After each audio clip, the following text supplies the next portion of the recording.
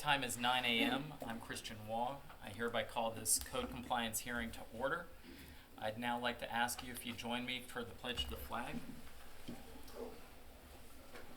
I pledge allegiance to the flag of the United States of America and to the republic for which it stands, one nation, under God, indivisible, with liberty and justice for all. Thank you. If any person decides to appeal any decision made by the Code Compliance Special Master with respect to any matter considered at this public hearing, he or she will need to ensure that a verbatim record of the proceedings is made, which record shall include the testimony and evidence upon which the appeal is to be based. Thank you. So just so you all know, we follow an agenda for these hearings, and we've been going down the items on the agenda. The next item is approving the minutes from the May 18th, 2022 hearing. I have a copy of them in front of me. I've reviewed them and have no modifications. Are there any objections or proposed modifications to the minutes as currently formulated? Okay, hearing none, I'll approve the minutes. Staff updates and abated cases are out front posted. All right. So ladies and gentlemen, I have a brief introduction to you for this hearing. I want to tell you some important things that I would pay attention to about how these hearings are going to go, what your potential rights are. And I'll begin by, again, saying good morning. My name is Christian Waugh. I'm a licensed Florida attorney acting as what is called a special master. That's a fancy title created by the law, but what it means is that Citrus County has hired me to preside over this hearing. When your case is called, please come forward and you will be placed under oath. If you are appearing at a hearing like this for the first time, I will state the alleged violation and allow the county to present its case first. You will then have an opportunity after the county presents its case to present your case regarding the violation, which may include evidence if you wish. During this process, the county attorney's office or myself may have questions of the parties, witnesses, or staff. I will ask if there are any members of the public who wish to speak, and if there are, such members of the public will have an opportunity to speak per case. Such right to speak is not unlimited, and public comment should be focused on the case and be made as succinctly as possible. It is not an appropriate forum for personal attacks. In most instances, if you are found guilty of a violation, the law requires that you be given a time to comply before a fine begins. You must abate the violation by that date, that is, fix the violation, or the fine will accrue for each day that you remain in violation. The law then allows Citrus County to impose that fine as a lien on all of your real or personal property, and the county may foreclose on that lien or seek a money judgment against you after the lien has been recorded for 3 months. This is important because I may not give you another date to appear before me. Therefore, you likely will not have another opportunity to plead your case or to explain why you didn't comply with the county code. The county will continue with its liens until you notify the county of your compliance. In all cases in which I do find someone guilty of a violation, I'll impose the costs required by county law, and if you abate or fix the violation in the time allotted, that cost will remain minimal. If you do not timely fix the violation, you will be responsible for additional costs as well as the cost of the lien. If I find you guilty of a violation and allow for a continuance of your case, you'll be required to return on another date. In the time between the hearings, I'll require that you comply with the county and its laws in order to consider the violation resolved. If your violation is not resolved by that next date, I may impose a fine for each and every day of the violation from today's date forward. Your failure to return on the date may be deemed evidence of a failure to cooperate with the county. Are there any appeals of orders to demolish? Yes. Okay. So if you're here today for an appeal of an order to demolish, repair, secure, and or vacate, then things are a little bit different. It is your burden to establish why the county is wrong.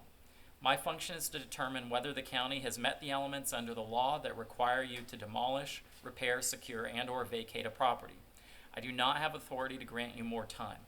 I do not have the authority to require the county to allow you to repair something that meets the criteria for demolition.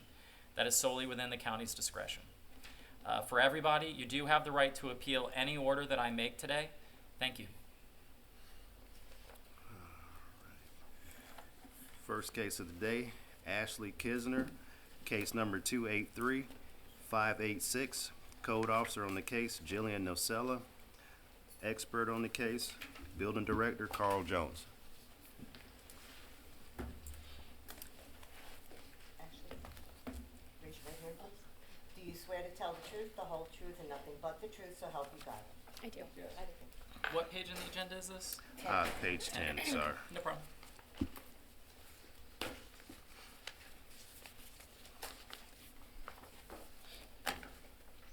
Please proceed.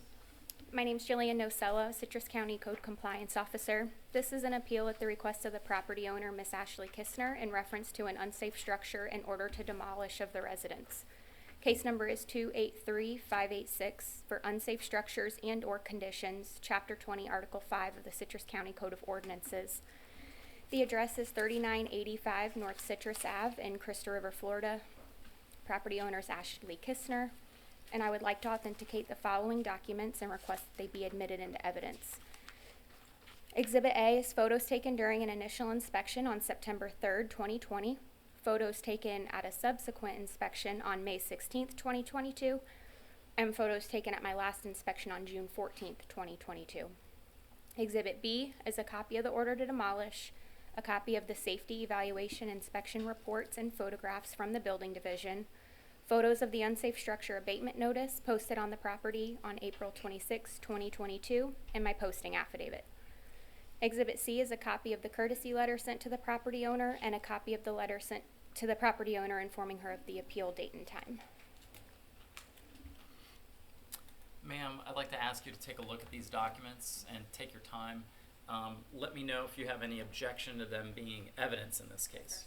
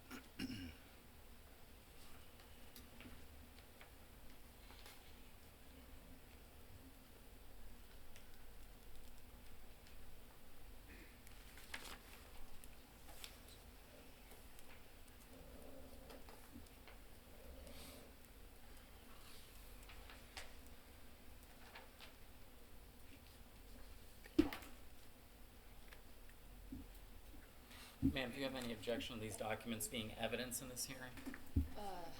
Not particularly. I don't really know all the laws.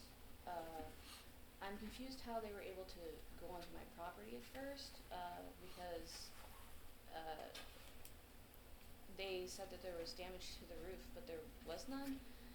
And they explained that it was something like they saw that there was major problems from the first few photos, and I'm confused about what those were to get access to my property. Okay.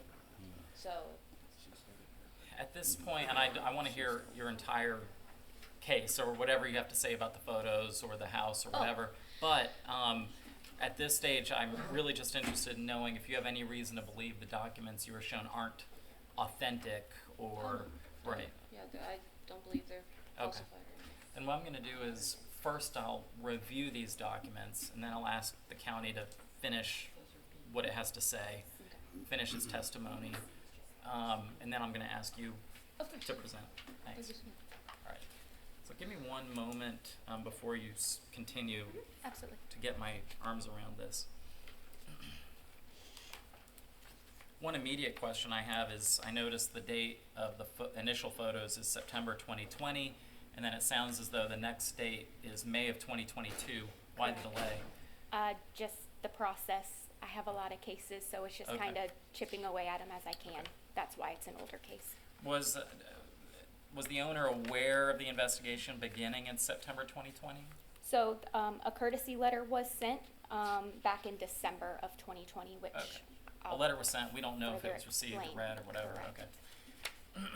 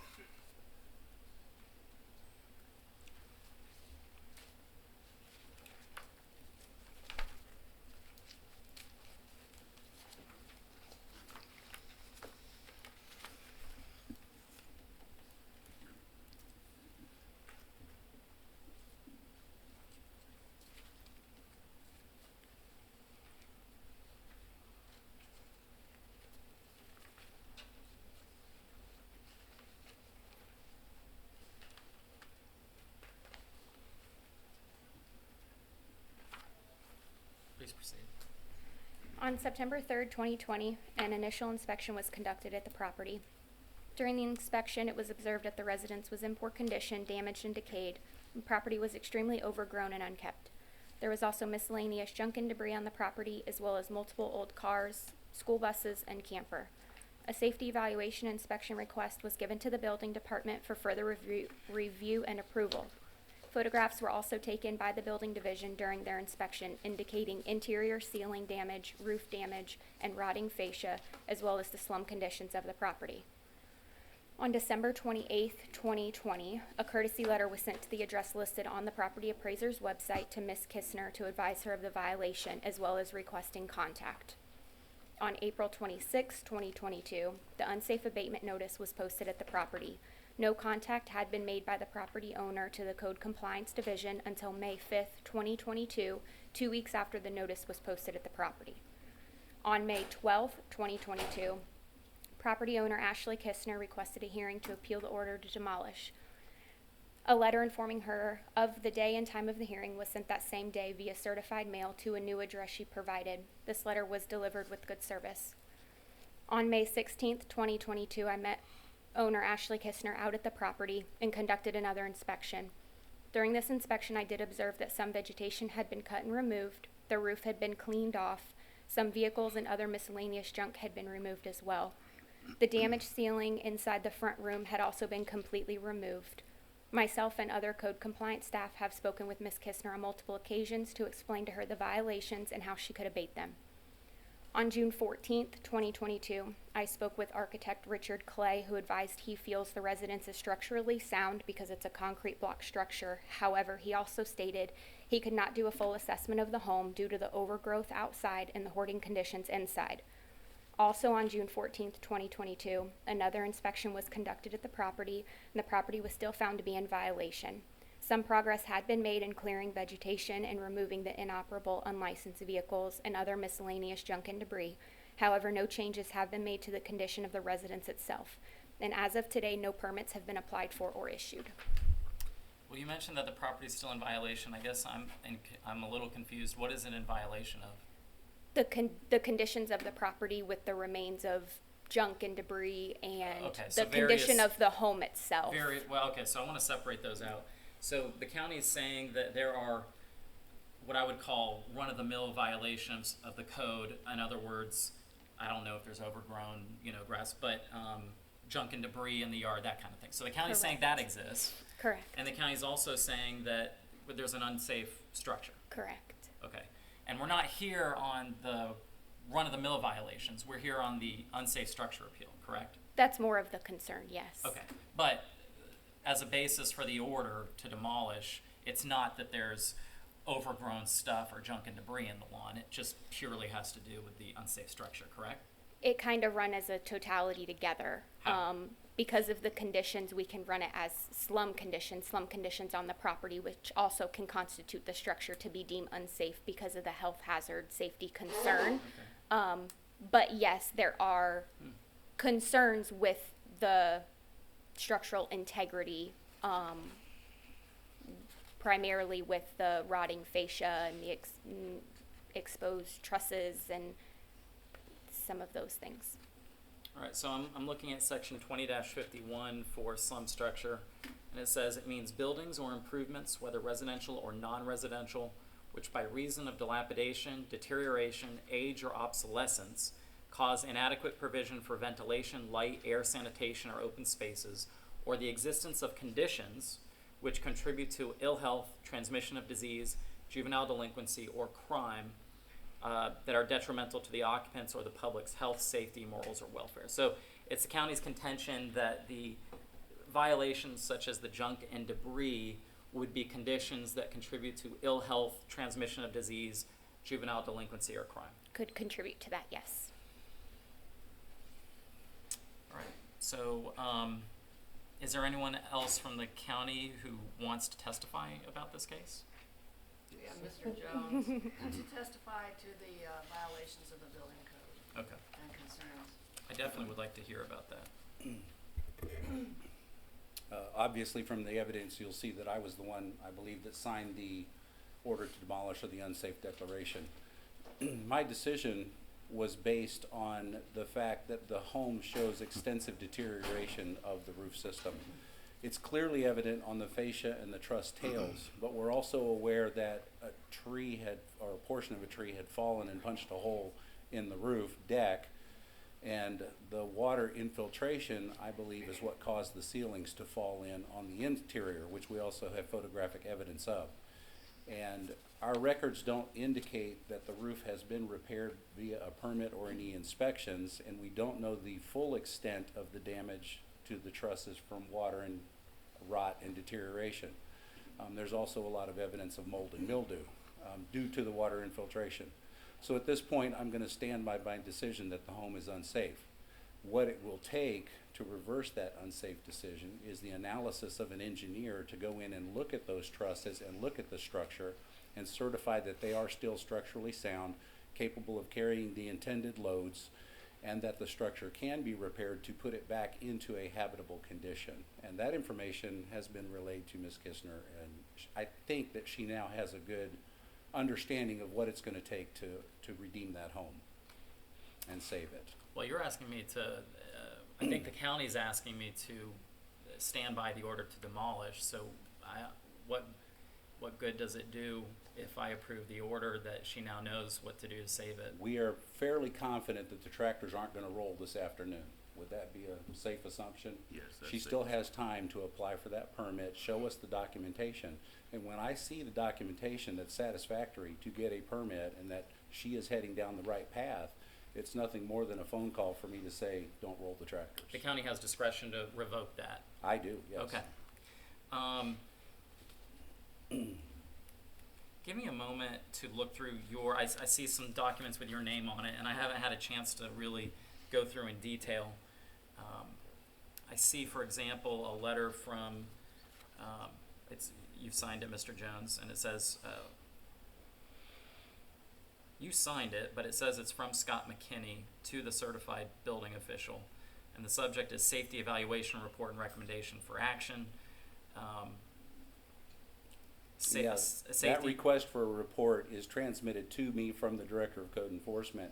Then, based on the evidence I see, I make notation of my findings on the bottom of that form. Yeah, it appears that you recommend an order to demolish, as well as an order to vacate.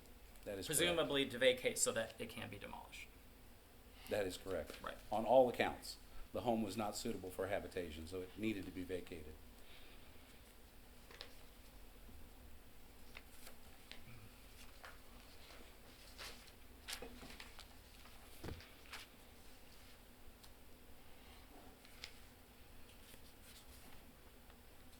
And I guess I want to also clarify before I look at some other things. Actually,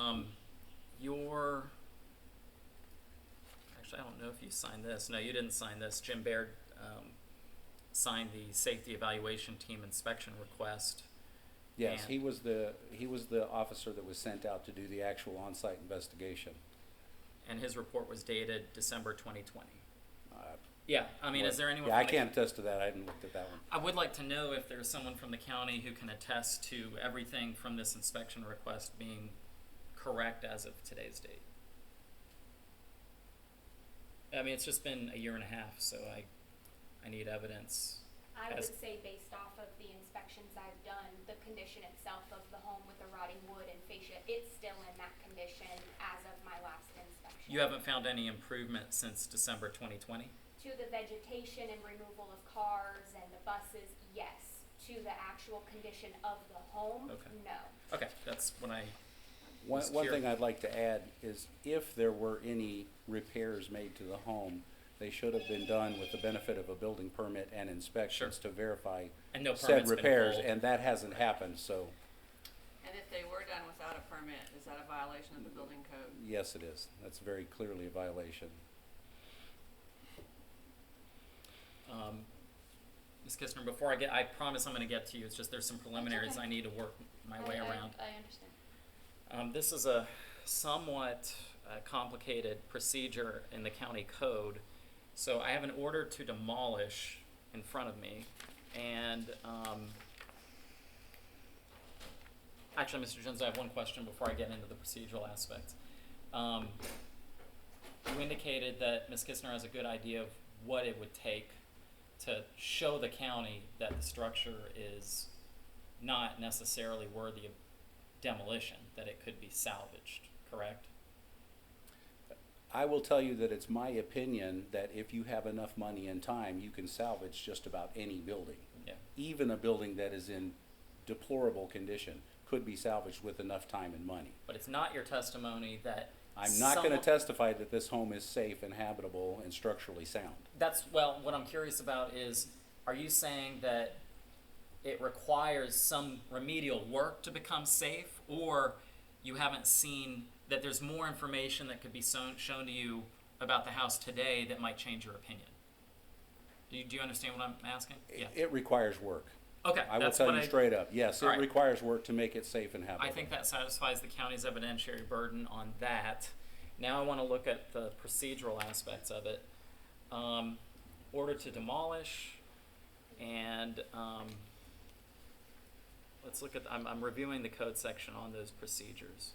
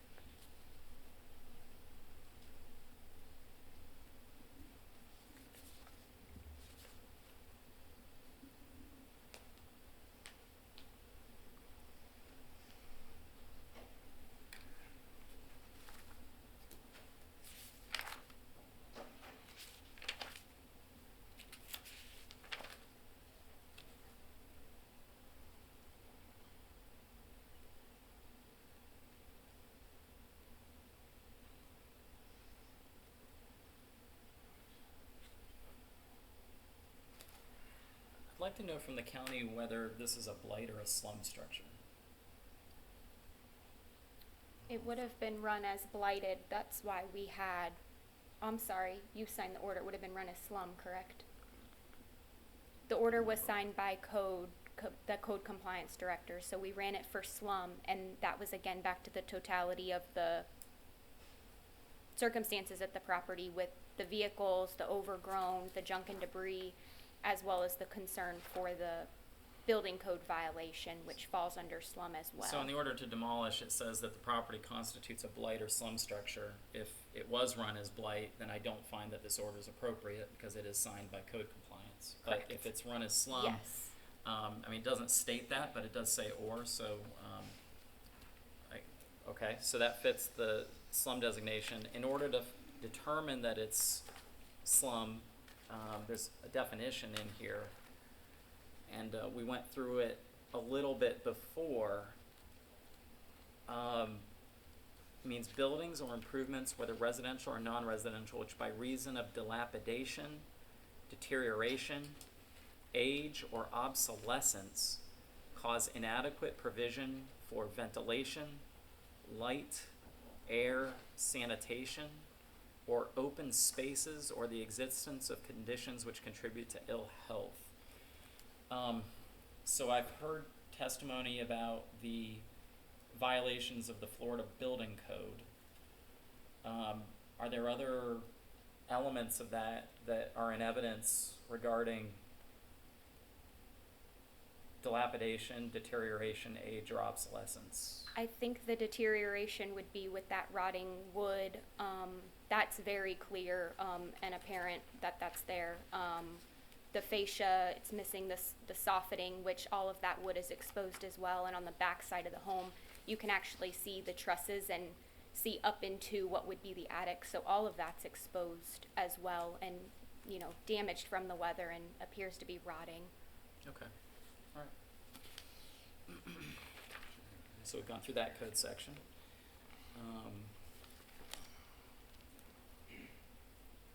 May I ask Mr. Jones a question? Yeah, please. With regard to the deterioration and the open soffit and everything else that's there, what happens when that is an occurrence on a property? Can animals get inside, tear things up? Yeah, the primary purpose of a soffit is to make a building rodent-proof and pest-proof. Once those soffits are gone, the attic becomes a potential home for everything that flies or crawls that might want to live in there. In Florida, there's a serious problem with bats inhabiting attics, rats, and things like that. And does that contribute to ill health of persons who might be occupying the home? Yes, it does. I'll also add that just the wood that's rotting and deteriorating has the potential to grow mold and mildew, which is also detrimental to health. The water infiltration is the number one biggest problem that we're looking at here.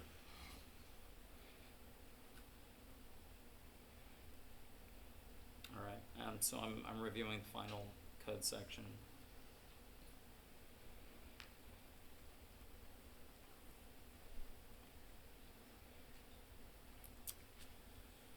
All right, so I find that the county's provided a prima facie case, both as a matter of evidence as well as following the procedures of the code.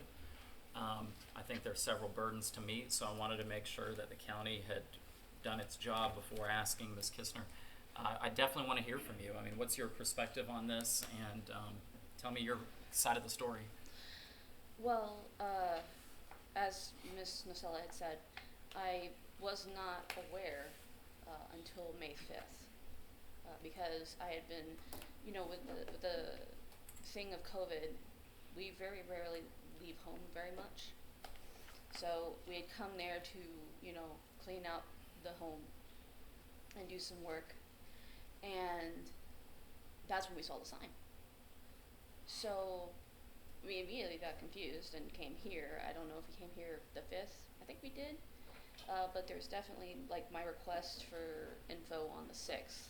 I have some files that I can give you, if that's all right. You can. I just want you to, so anything you give me stays with me. Yeah, I understand. I And have the count, copies. okay, and the county has to review this, same As way well. that you got to look at the documents, they yeah. also get to look. Uh-huh. So I'd like to ask you to, Explain first. Yeah. yeah, what are they? So, at first, I have when the roof was damaged, it was completely repaired. This was in 2007, and it was done via All County Roofing, and I have their entire thing here, and that all was fixed. The back of the home that Ms. Nacella is referring to, that is not actually a part of the main home.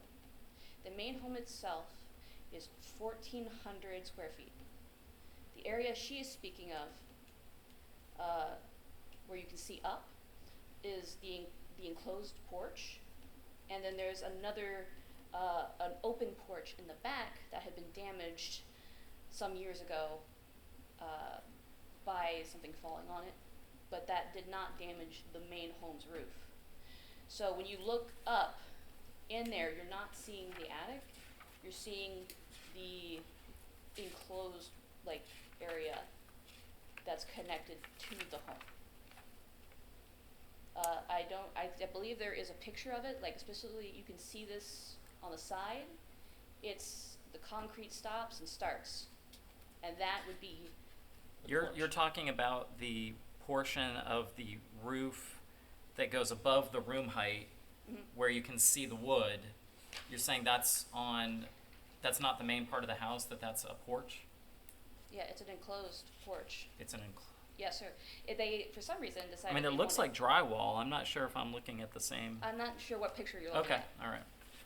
I'll show it to Oh you. wait, in a you sec. mean the thing where you see the trusses? Correct. No, that is one of the bedrooms. Okay. And the reason why I took down the drywall was because, that was one of the things that was a problem that I was told. And also, to clarify, when I had tried to pull permits, I had tried to do that with, from May 5th. I didn't do it that day, but later on I did try to pull permits, but they refused to give me any because of the code compliance saying that it was an unsafe structure. So I had asked them, how can I say that this is not unsafe? They told me, and they did say this a few times, the only way that I could overturn their findings of an unsafe structure was to hire a certified architect or engineer. So I went and did that. The first one I hired was an engineer. He, at first, was saying, I don't understand why this is the way it is. Why is it deemed unsafe? And he had pause because he knew a lot of who was this? I mean, do you have a name? Larry Jordan Okay. of Jordan Engineering. Okay. But he had been in the county for a while, so he had, he knew people, so he wanted to find out what was, going on or something. But I did pay him. I gave him a check, and he left. I believe either the next day, I believe it was between the 6th and the 8th of June, he called me back. At first he said he refused, he could not get in touch with the county and he did not want to deal with it, so he returned my check. And then I was told later that he just did not want to get involved because of whatever Mr. Jones was asking for. I would like to make it clear that nothing in that home is falling in or dilapidated. Part of the complaint by John Baird and later off signed by Carl Jones talked about roof damage and broken windows. There's no evidence in any of those photos of broken windows. The back porch itself didn't have any windows. No. So on June 14th, 2022, I have a photo that appears to have a broken window. Ms. Nacella, is that, do you remember? I don't recall. I can look at the photo again, but I don't recall Is it on the ground? when I was out No. there. I don't- It's in the corner of the house. I mean, I'll show, Yes, please. let me show you It's page 21 of Exhibit A. Okay. If you want, Oh, you can I can. come in? Yeah, you can come on up. I mean, that window looks broken to me. I don't know. Oh, no, sir, that's not actually broken. Oh, okay. What this is because this blocks light, it makes a really weird thing, but this is not broken at all. No, look, you're telling me that there's no part of the window missing there? No, I'm telling you that there's not. It's And meant I to be actually- open, or? No, I actually have pictures of this at a different angle and I can show you that is not that way. Oh, I see what you're saying. So, And also, that report was done in 2020. no, this picture was taken yesterday. Yes. Yeah. That's my point, is that the report saying that there was a broken window was in 2020. Right. Right. And this is 2022. so- Correct. Well, they But I did have test. other They pictures. testified that the structural stuff is the same as December 2020. Now, if your testimony is Yeah, different, no, I mean, I can show, I okay, have pictures. I would love to see Um, photos. Yeah. And just so everyone in the public knows, this case is taking a long time. The reason is that it's basically the most serious kind of case that can come in this type of a hearing, and we have to make sure that everything is followed. So right here, I have, No, actually, the county needs to look at. Oh, I'm oh, sorry. Okay, Yeah. so I'll go here first. Yeah, Okay. you're. Tell us what you have for us to review, and then have the county look at Okay, it. well, these are pictures. One of them includes, or two of them include, the view from where the complainant of the case originally was. Okay. And I don't believe, have you guys actually spoken with him? Well, let me Because- tell you this. I don't. For my purposes, Yeah. I'm not concerned with the complainant. Yeah. I'm not concerned with access or constitutional rights. I should be, but that's not really my job. What I have to determine is whether or not the county's determination of a slum is correct or not, Okay. based on the Gotcha. evidence.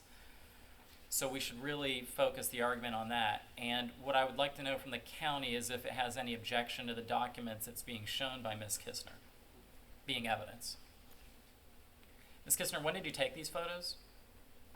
They're from different points of time. You don't know. Most of them are like new. And by new, do you have any idea when they were taken? Most of the pictures that I've taken myself were taken in 2022. Would that be January? I hate to do this. I'm a From lawyer. May to June. So, From January to June? no, May to June. May to June. Okay. Because this is the first time I really even knew of them. So they were all taken after you were provided notice of the Yes, issue? because Okay. I hadn't known prior. Because I come and go, like I don't necessarily live there right now because I have to clean out the home. Well, do you live there or not? No, Okay. Does anyone live there? no, Okay. but I go there very frequently. We come there, we check things out. The other pictures I have as well are, or not pictures, files, are, of the home, like explaining that what the main building is, what the porches Sure. are. Yeah, I'd like to see all that. Can I give it to you now, or do I give No, it to you? Ms. Antrim should I have definitely. no objection to these photographs. Okay, thank you. Okay, so I can give those to Yeah, Karen. These are recent photographs. Right. All right, And so then I'm going I to have set that some for aside. comparison. Well, ma'am, actually, let me ask you, do you have these documents? I'd like to ask you if you could have Ms. Antrim look at them, Of course, and yes. then the county can determine whether I can, if they have any objections to Oh, that meeting. I'm comfortable with this. Yeah, that's okay. You're doing great. Thank you.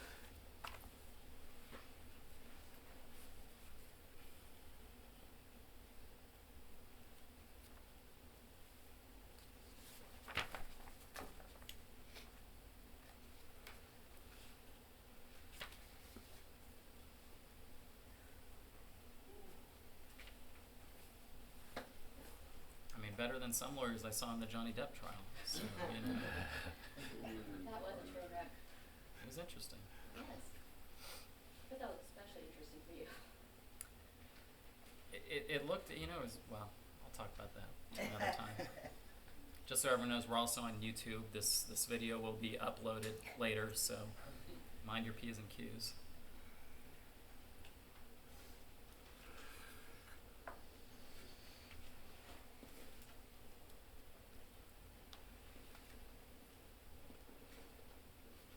I also should note that I do Actually, have- could you wait until Ms. Antrim, she deserves an opportunity to hear what you're saying, and she's looking Oh, at my these documents. mistake, I didn't think about that.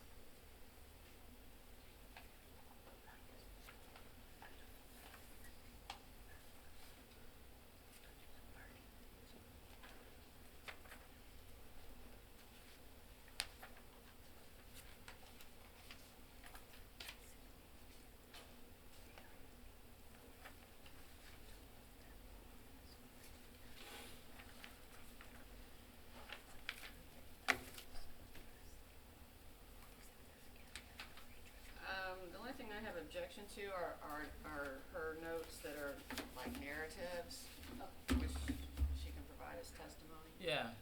That was the red ones, right? Well, some of it was, but some of them I think were just little summaries of things you wanted to say too. I think there were three things. So take those out? It's up to him. It's up to him. Well, what I'll do is I'm going to reserve ruling on it. I'll take it under, I'll take a look at it. Thank you. So I'm not going to admit these yet. What I'll do is I'll admit these photos as, let's say, respondents A, and I will, all the non-photos I'm not admitting yet. Yes. I'll allow you to talk about them, and I'll determine whether they're admissible or not. Okay? Yes, sir. Yeah, go ahead. So actually, let me tell you about these photos. So here's what I see in the photos. I see evidence that helps you and evidence that hurts you. I agree that there's no broken window. I don't know why that would be testified to here. But I do see this ceiling is falling down. I mean, it doesn't look safe at all. That is in, that one was before and after, so the ceiling actually was a pain to take down because the part that was in there was actually still rather stable. But that's really the only ceiling damage other than like maybe one other spot. But every other ceiling in that house, the living room, the kitchen, the dining room, the library, that's listed on the floor plans, all fine. But what I'm asking about is this, you just provided evidence of what a room looks like in this house. Yes. And, That's I mean, I wouldn't let a kid stay there. Well, I mean, no. I don't think you would either. No, I mean, but what my point is that I was going to actually fix that, but I was waiting to do so until I was finished cleaning. As you can see in those pictures, that room had a lot of things in it. well, that's the county's other point I is know. when you look at the definition of slum, it's pretty broad. And Yes, I know. that could be a good thing or a bad thing depending on how you Well, look at it's it. all gone now, Okay. is what I'm saying, is that the next picture shows that it is not there. Okay, I see that.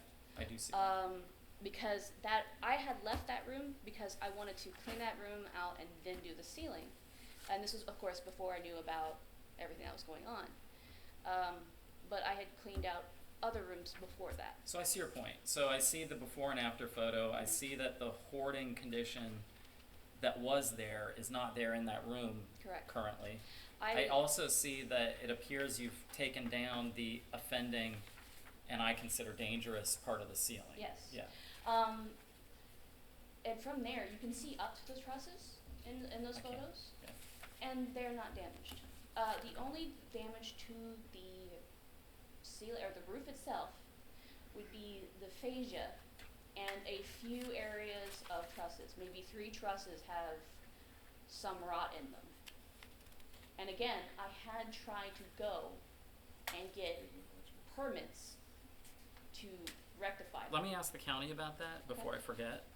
Is someone at the county able to tell me whether or not there was an attempt to pull a permit? And if there was, or if there could have been, are permits not able to be pulled while this case is pending without an architect's or an engineer's report? I'll get it. I do know from other people's testimony in the department that Ms. Kistner showed up, but it was more in the lines of asking and query, what do I need to get a permit, rather than an actual application. Had an application been filled out and she had presented with a site plan and a building plan and a complete scope of work, the permit application would have been accepted. Okay. So in other words, it's the county's testimony that,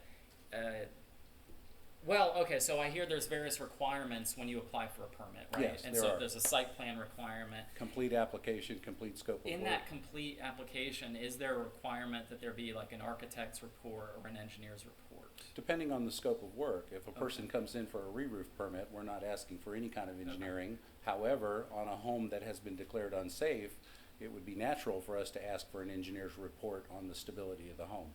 Okay, That would have been a requirement. That makes sense to me, Ms. Kistner. So I'd come in there to get a permit and also find out what I would need if I needed extra things to get a permit. Right, and that's Okay. consistent with what we just heard. Right, but I was flat out denied. I was told that I could not get a permit, even if whatever, like what he had said. They denied me.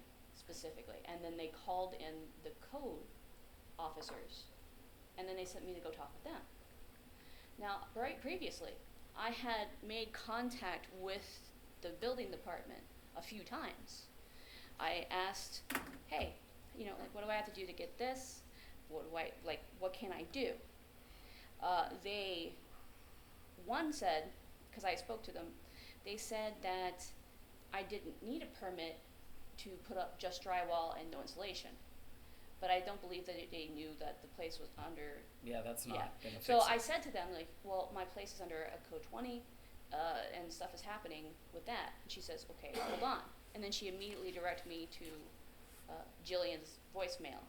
And then I called back again, and she said, well, we're not allowed to do that because code is in charge here, supposedly. And I didn't understand that. I assumed that it might have been just because it was a newer person.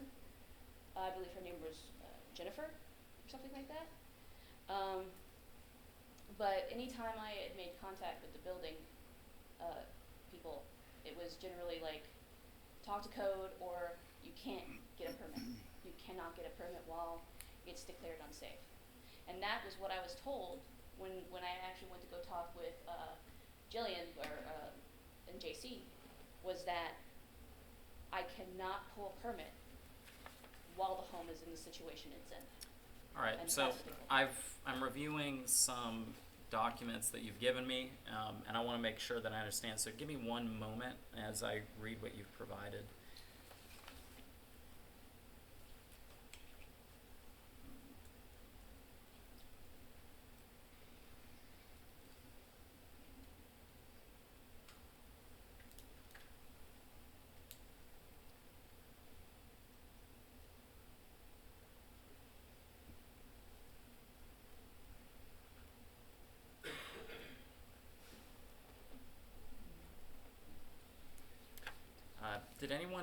Is anyone at the county aware of whether or not Larry Jordan called? I spoke with Larry Jordan. You spoke with Larry Jordan? I mean, could you tell me about your conversation with Mr. Jordan? Larry Jordan called me to ask what would it take to get a permit to renovate the home. I gave him the exact same explanation that I gave to Ms. Kistner, and he said that is way more involved than something I want to get involved in. Okay. Larry Jordan didn't want to have to draw plans, produce a scope of work, and a complete scope of work to make the home habitable again. It was just beyond what he wanted to do. Okay. And he expressed that to me on the phone. Okay, and that's consistent with everything we've heard. Thank you. And can I ask on what date that phone call was with Mr. Jordan? I don't recall the date. I couldn't give you the exact day. I have a document from a Richard Clay architect that's dated June 9th, 2021.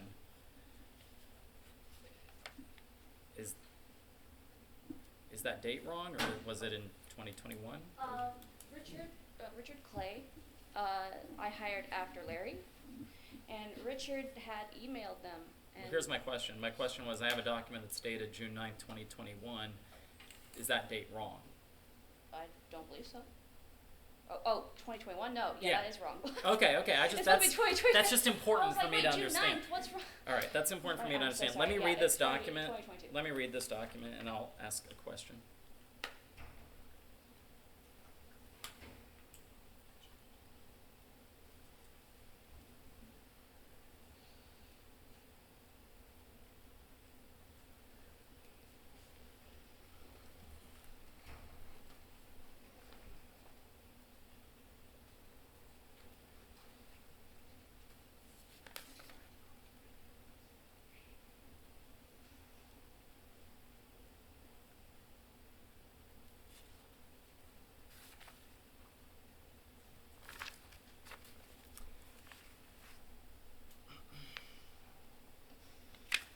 I'll tell you, Ms. Kistner, I don't really find the roofing work done 15 years ago relevant for today. I don't know why. It's Huh? just to say that the trusses and everything, the roof is fine. Okay. It's just to show that things were done when something happened to it. Okay.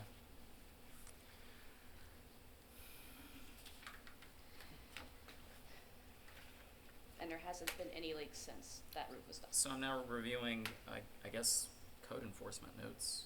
Give me one moment.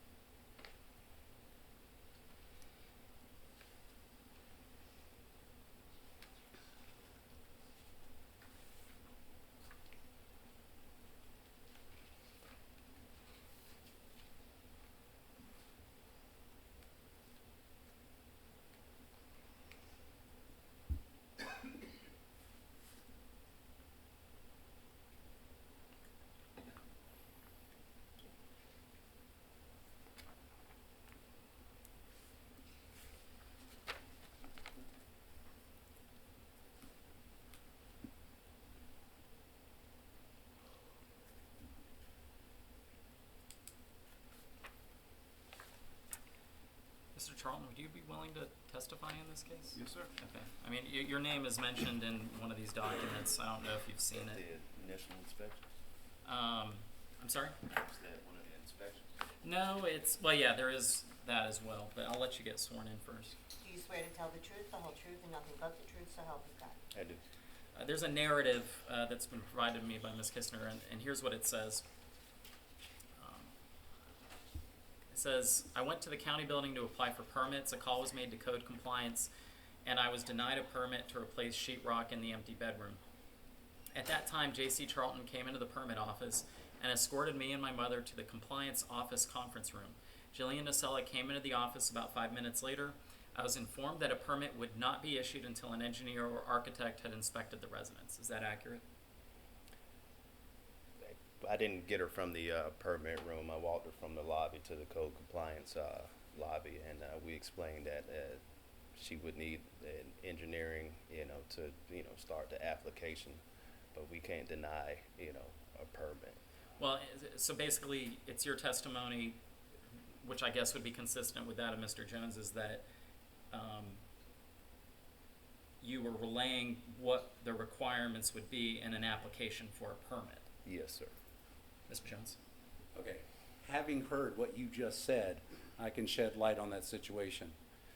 If Ms. Kistner showed up to the building department and said, I would like to pull a permit to re-drywall the home, that would have been denied because that scope of work does not cover what's necessary to make that home habitable. Oh, I agree. It's Yeah. an incomplete scope of work. Right. So having that understanding, I can now answer the question better by saying, yes, one of my permit techs would have turned them away and said, no, you're not getting a permit for that because it's insufficiently covers the scope of work that the home needs to make it habitable. So I will agree with that assessment that she probably was denied a permit Or should have for been, that even scope if- of work. Okay.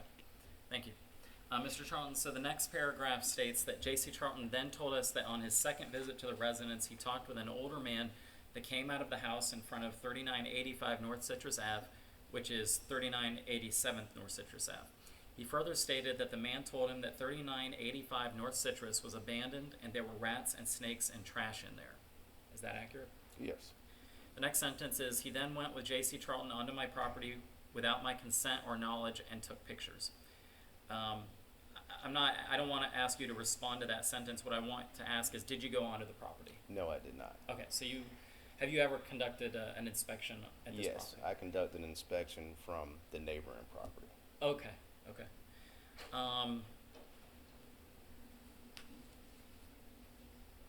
That's all I needed to know. All right. Ms. Kistner, so I have actually, I don't know who at the county can answer it. Have you seen the letter from the architect?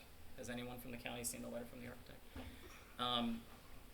Is Yes. this, Mr. Jones, is this something that weighs on you at all? I mean, it says that it's structurally sound. Is he just wrong? I don't believe it says that it's structurally sound. Okay. Which Let- letter? Let me get a copy of it. Yeah, Mr. Clay's letter? yeah, Mr. Let me.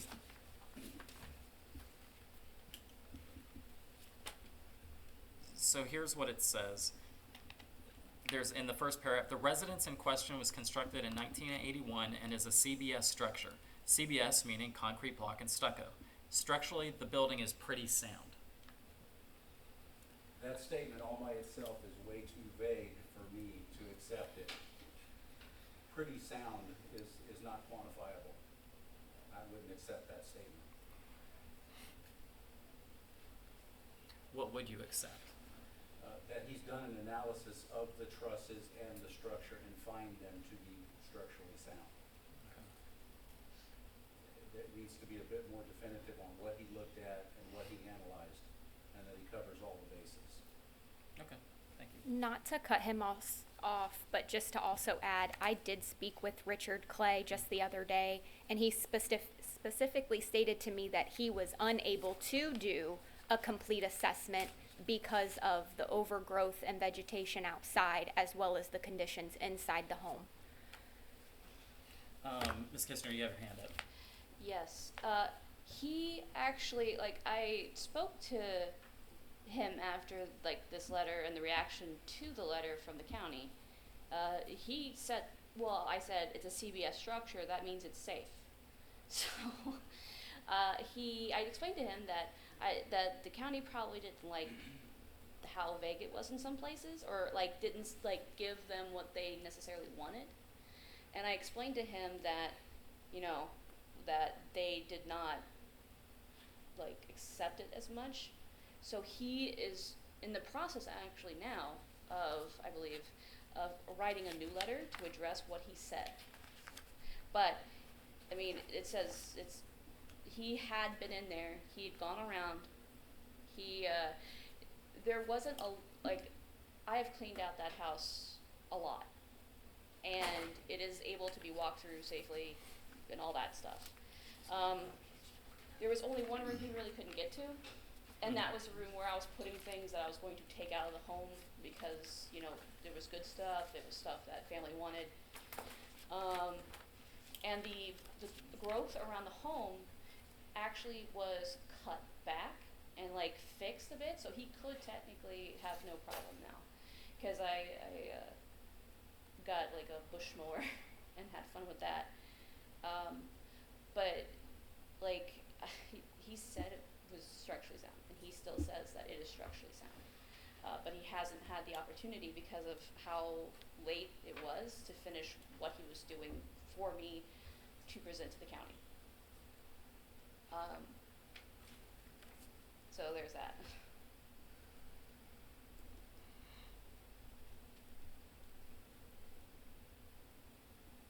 And I would also like to mention that I do have support, you know, from my family who's helped me. The reason why it's sporadic is because I can only do so much by myself.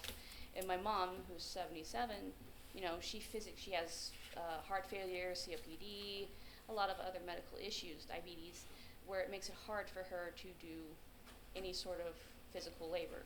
Mm-hmm. So it's basically me, and then anytime my family can come and help me, which all of them have, you know, kids and jobs and other things. But I've gotten a dumpster, like I've already sent a dumpster out. I got another one, and that one is going to be done. I actually have people to address the other thing. There's people who already took the buses away. All those vehicles that was in the first, like the 2020, was actually taken a few months later after that photo. I didn't even know it happened. But I went through and did all that stuff when I had a little bit of money to do it with. Well, Ms. Kistner, candidly, I don't, in my opinion, based on the evidence, I don't think those factors are part of the slum structure. I mean, the county believes it, but based on the evidence you've shown, it looks like some of that's been addressed. I'm not sure it rises to the level anymore of contributing to a slum. However, the real issue is the structure, and there's a very comprehensive inspection here. That's okay, we'll survive, but please, yeah. But it lists several things wrong with it. Not all of it has been rebutted at this hearing. But I do have one other question. This was what was nagging me, and I forgot to ask about it earlier. Haven't had enough coffee. Did Scott McKinney ever go out and inspect the property? Not that I recall. When did you take over as interim code compliance? In April. April? Yes, sir. Did you, in your capacity as a director of code compliance, ever inspect the property? Yes, I did. When Not was that? as director, but as code officer, I inspected. That's what I'm asking, as director. Yes, I'm sorry, I take that. I did inspect it as director, yes, as When? interim director. I think in. Not to cut you off, it should be the May In- date of the yes, in May. inspection. Okay. JC was with me that day. Yes. Okay. And why were you there in May? Just to do a general inspection with Officer Jillian Nacella, and it was requested that we go out to the property by Okay. the property Our owner to person, see their yeah, Jillian. improvement. Well, the county just dodged another bullet. Just so everyone knows, section 20-52, it requires the director of code compliance to go out and determine if the property constitutes a slum structure.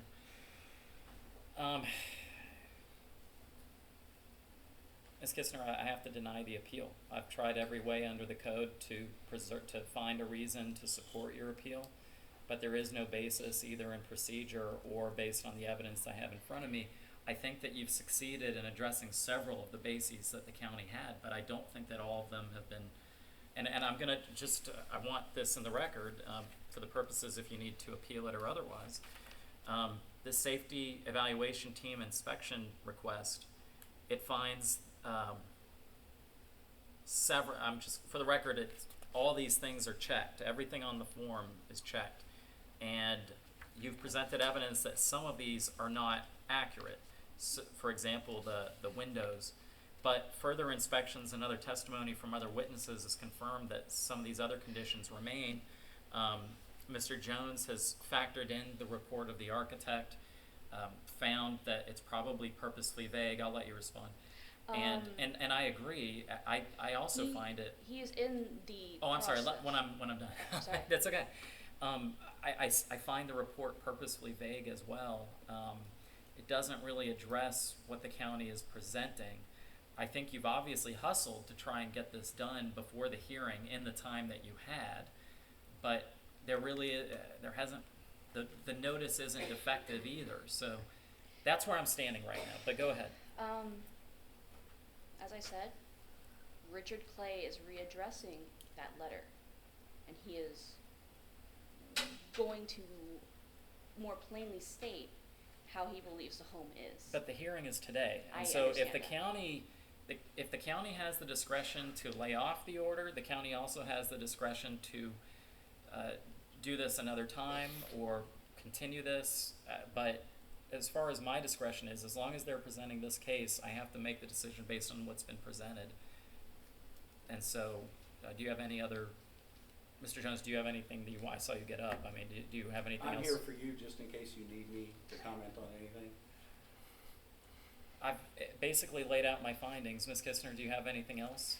Basically, like, I mean, I presented like everything I could. Nobody's been inside other than seeing that one room, other than the architect and engineer. The roof is sound, so I don't believe that improperly distributed loads is correct. It wasn't damaged by fire or wind, except for the back structure, which is not which is not part of the main structure. Again, most of these things are not connected. Ms. Kistner, to you the gotta main get a structure. copy of this evaluation team inspection request. Look at literally everything that's the county's saying, and what the county has said on the record. I had ordered. I'm sorry, Oh, what the county has said on the record is that if you are able to address the county's concerns, they're not bringing out the bulldozers today, they're, okay? How much? But that's not gonna be a part of my order. At this point, I have to deny the appeal, but I really encourage you to work with the county on addressing their concerns so that they will back off of what their authority now is. Okay. How much time would I have? That, you're gonna need to call the county and take that, Contact us after the hearing and we'll schedule. All right, thank you. All right, Yes. the appeal's denied. All right, thank you. Thanks. Thank you. And I admit, respondents B, all the, over the objection.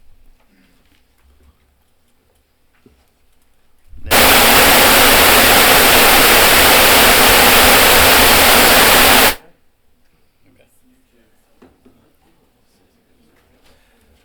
Next case on the agenda, Ventures LLC, case number 215-1365, code officer on the case, Alan Jonason. Page 12 of your agenda, expert on the case, Joanna Coutu. Oh, do we have an attorney by phone or? Okay. Do you swear to tell the truth, the whole truth, and nothing but the truth, so help you God? I do.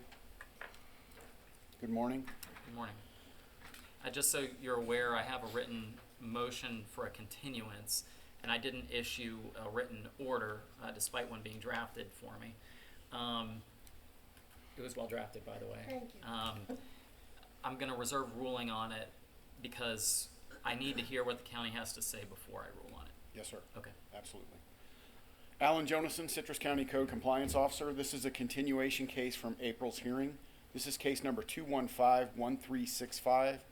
Special requirements for all accessory structures, violation of Citrus County Land Development Code 3102A. The address is 3769 East Orchid Street, Hernando, Florida. Property owner is LaVentures LLC. I have good service via signed certified mail receipt and posting at the Lecanto Government Building. I would like to authenticate the following documents and request that they be admitted into evidence. Exhibit A, photos taken during an initial inspection on 24 September 2021. Photos taken during a compliance inspection on 7 January 2022. And photos of my final inspection conducted on 14 June 2022. Exhibit B, a copy of the notice of violation, a copy of the notice of hearing, a copy of the certified mail receipt, and a copy of the SunBiz. Is there anyone here from LaVentures LLC?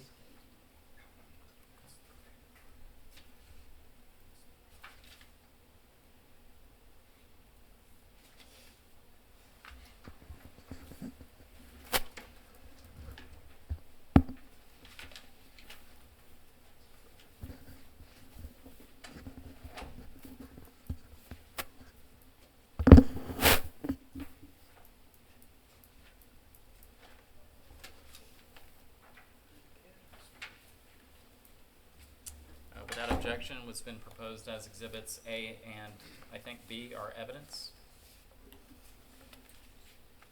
On 24 September 2021, I conducted an initial inspection and observed the property to be in violation. On 24 September 2021, a notice of violation was issued for special requirements for accessory structures, which is a violation of the ordinance listed above. On 7 January 2022, a compliance check was conducted with no change to the property. And as of my final inspection on 14 June 2022, the property remains in violation. I have had brief contact with Michelle at the LLC. What's your contact been about? It was initially just to discuss the conditions of the property. They live out of state, and then she explained to me that she was contacting an attorney, and I ceased all communication with her and referred her to Beth Antrim. Oh, okay. Ms. Antrim, have you had any contact with her or her attorney?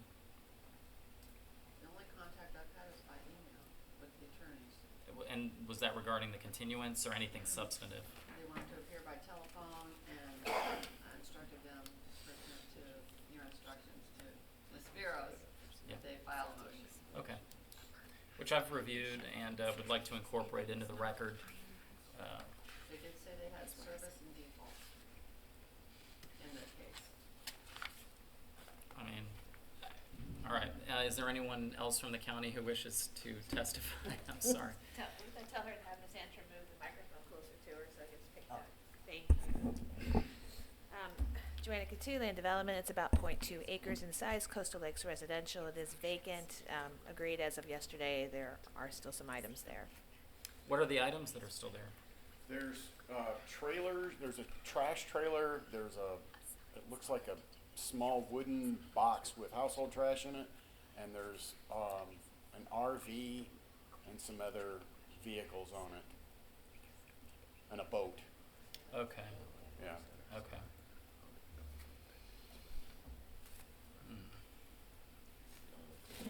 All right, that makes sense. I now so the theory, I didn't really understand why the continuance was being requested because I didn't see how it would affect the violation.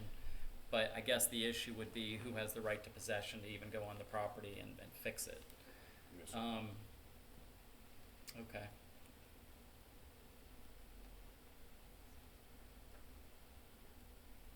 Does the county have an objection to the continuance request? Do you have any objections since they've made progress at this point? I do not. I don't. There's someone from the public that wanted to. Okay, yeah. Is there anyone from the public who wants to be heard? All right, please. Yeah, come on up, get sworn in. Hi, my name is Christine. Excuse me, Oh. wait to swear you in. Do you swear to tell the truth, the whole truth, and nothing but the truth, so help you God? Yes. Can you both state your names, please? My name is Christine Josephine Wakefield. Anthony Boccaccio. Thank you. So, ma'am, yeah, please proceed. I happen to live on 3811 East Orchard. The trash is unbelievable. You have cars, you have junk, you have piles. You have squatters You have fires. I had to call the fire department to put a fire out. They're living in an RV motorhome, which is running a generator, which is keeping me up constantly at night. I have pictures on my cell phone to show the trash, the junk, and the people living, the squatters living. I had paid $38,000 to live next door to those people. And to adjacent of it, I also own another piece of property, which is on Capri Loop, which the estimated value of my home is $180,000. It's a 2018 double wide. Mm-hmm. They have kept me up at night. I have called the police department multiple times for a decimal reader. They have rodents. They have smells like feces. I've seen a snake because I live about a quarter of a mile from the water. The snakes are coming through to get the rodents. It looks like the Citrus County landfill. I'm a friend of hers. She had called me once just to come over to fix a piece of trim inside the house. I smelled feces. I've seen rats. Evidently they're burning some kind of plastic, and it appears to be they're tearing wire from houses and burning the insulation off the wire to sell the copper. She sent me a thing here on her phone at 1 or 2 in the morning, up to what, 3 o'clock sometimes? All hours Yeah. of the night. They have generators going, and she's inside her house, excuse me, she's inside her house taking this video, and I heard it, and I had to turn the volume down on my phone because I said, what the hell is that? It's so loud, okay? She has been up all night, you know, she's a wreck because of it. I'm also autoimmune. And, yeah, and she's got a lot of medical problems, but they sell drugs. There's a lot of drugs over there. There's squatters. I mean, I went past the place. I mean, I couldn't believe she lives there. She spent, what, $60,000, $70,000 on a new mobile home? I mean, it's a shame. And I paid $38,000 for the lot that's next door. Her property values are decreasing. These people, there's I think two mobile homes there, right? They and had an RV. They had an RV motorhome, and they also had some kind of storage unit on there. And there's nobody living in there because it's They're living in the RV motorhome, which I have video footage to show. I have photos showing it. The county's definitely documented it. Yeah. I mean, if there's something you guys can do, I mean, she's a wreck. Okay. Well, there is. And so is there anything else you want to say?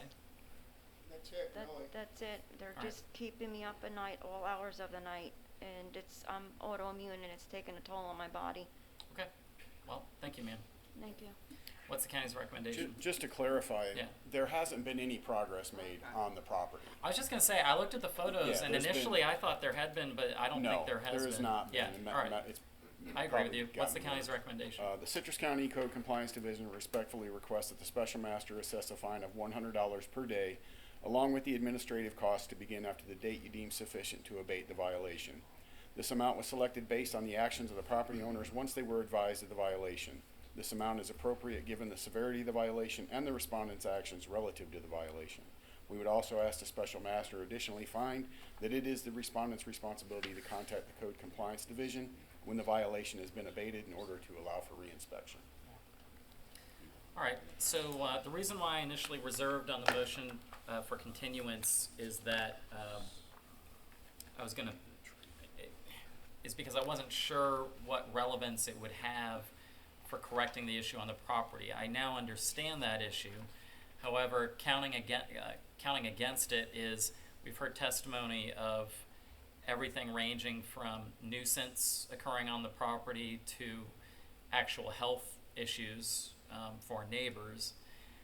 So I have to make a finding that the motion for a continuance is due to be denied. I will adopt the county's proposed findings of fact and law. I'll find that the property is in violation.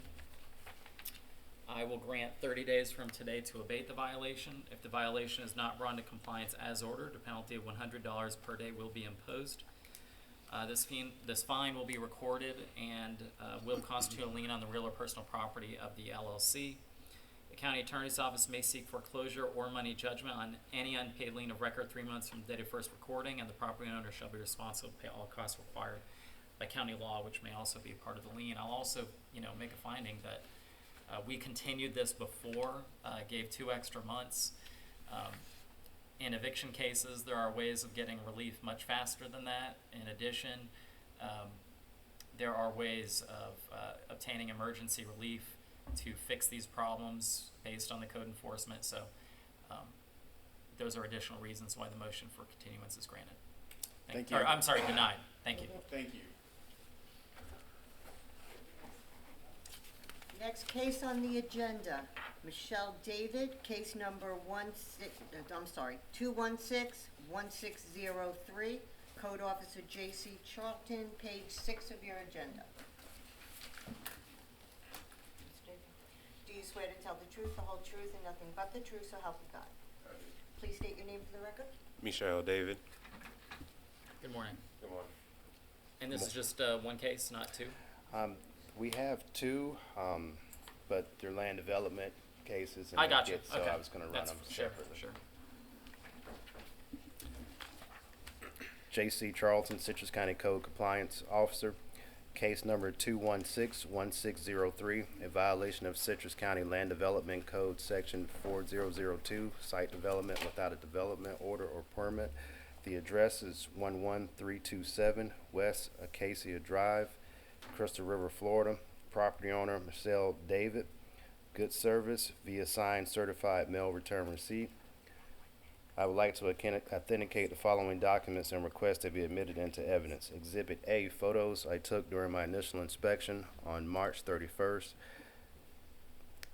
and a corrective action inspection on May 2nd, and photos taken during final inspection on June 14th, all of 2022. Exhibit B, notice of violation, notice of hearing, a copy of the signed certified mail return receipt, and a aerial photo of the property from the property appraiser's pictometry. Sir, I'd like to ask you to take a look at these documents and let me know if you have any objection to them being evidence in this case. And take your time.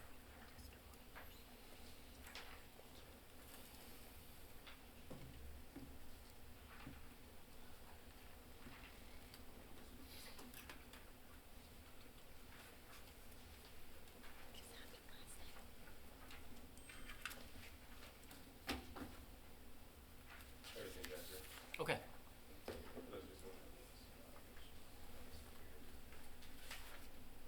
just one. The stuff I received basically, right? Yeah, accurate. Okay.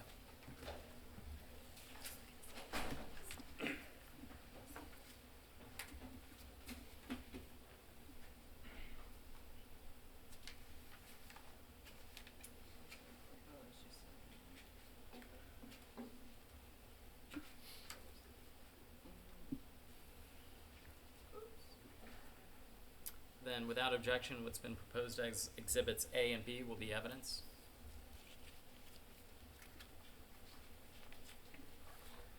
I conducted my initial inspection on March 31st of 2022, and I observed vacant property with a large amount of tree debris on the property. While researching the property, I observed that there was no permits applied or issued, and the aerial photo of the property depicts a large tree cover on the property before the trees were removed. I've been in constant contact with the property owner, Mr. David. I've explained the violation. He has stated he was under the impression the property was a farm and that, he was operating it as so. I explained that we had no information stating that the property was a farm. And there has been, as of my final inspection, there's been no permits applied for or issued. Well, let me ask you this. I mean, from the county's perspective, would it matter whether it was operated as a farm? Not in this case. Okay. Is there anyone else from the county who wishes to testify? Yes, I have Land Development Director Joanna Kutu. It's a Coastal Lakes residential parcel. It is vacant at this time. So we have no development permits in-house for any kind of development that could authorize the tree removal. But it's a residential zone. Residential zone, Coastal Lakes residential. Okay. Sir, I'd like to hear from you. What's going on? I got out of the military in November of 2021. What branch? The Army. Okay, thank you for your service. It was the Army's birthday yesterday. Yes, it was. I don't know if you celebrate or not.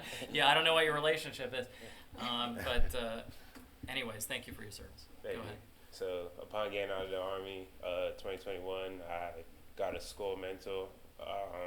I signed up with all the ag businesses, the UF Extension Office of Ag, Northside Institute, which is a nonprofit that gets funding to train ag business startup, and I proceeded to follow all the steps that they recommend before doing anything on that property. USDA, the structure that's on the property is a grant that the USDA approved, but you cannot get that grant if you're not a farm.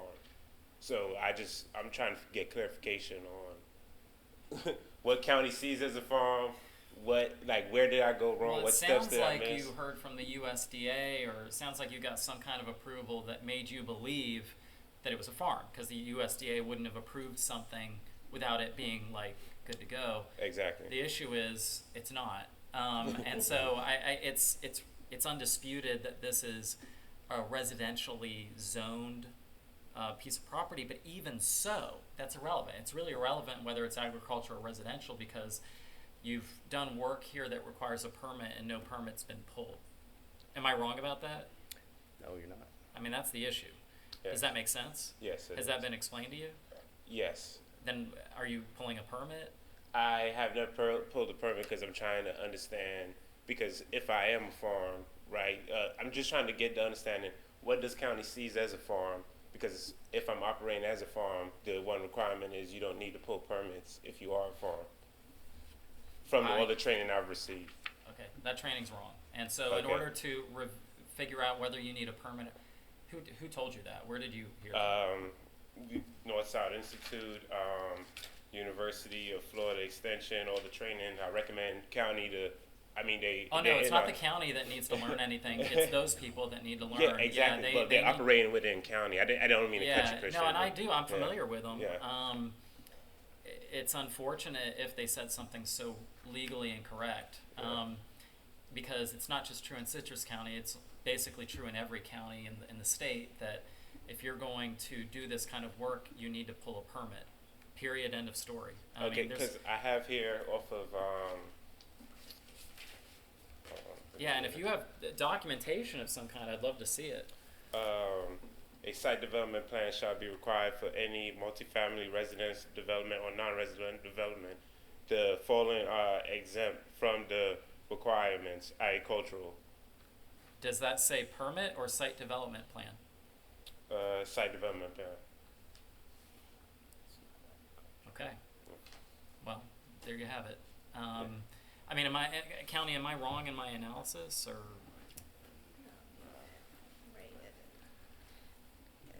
With the ag classification, there's a process to go through to possibly get some kind of permit exemption, but we're not at that point by any means.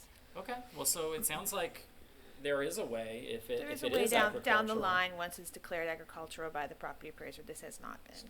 Okay, so you're saying that, so hold on.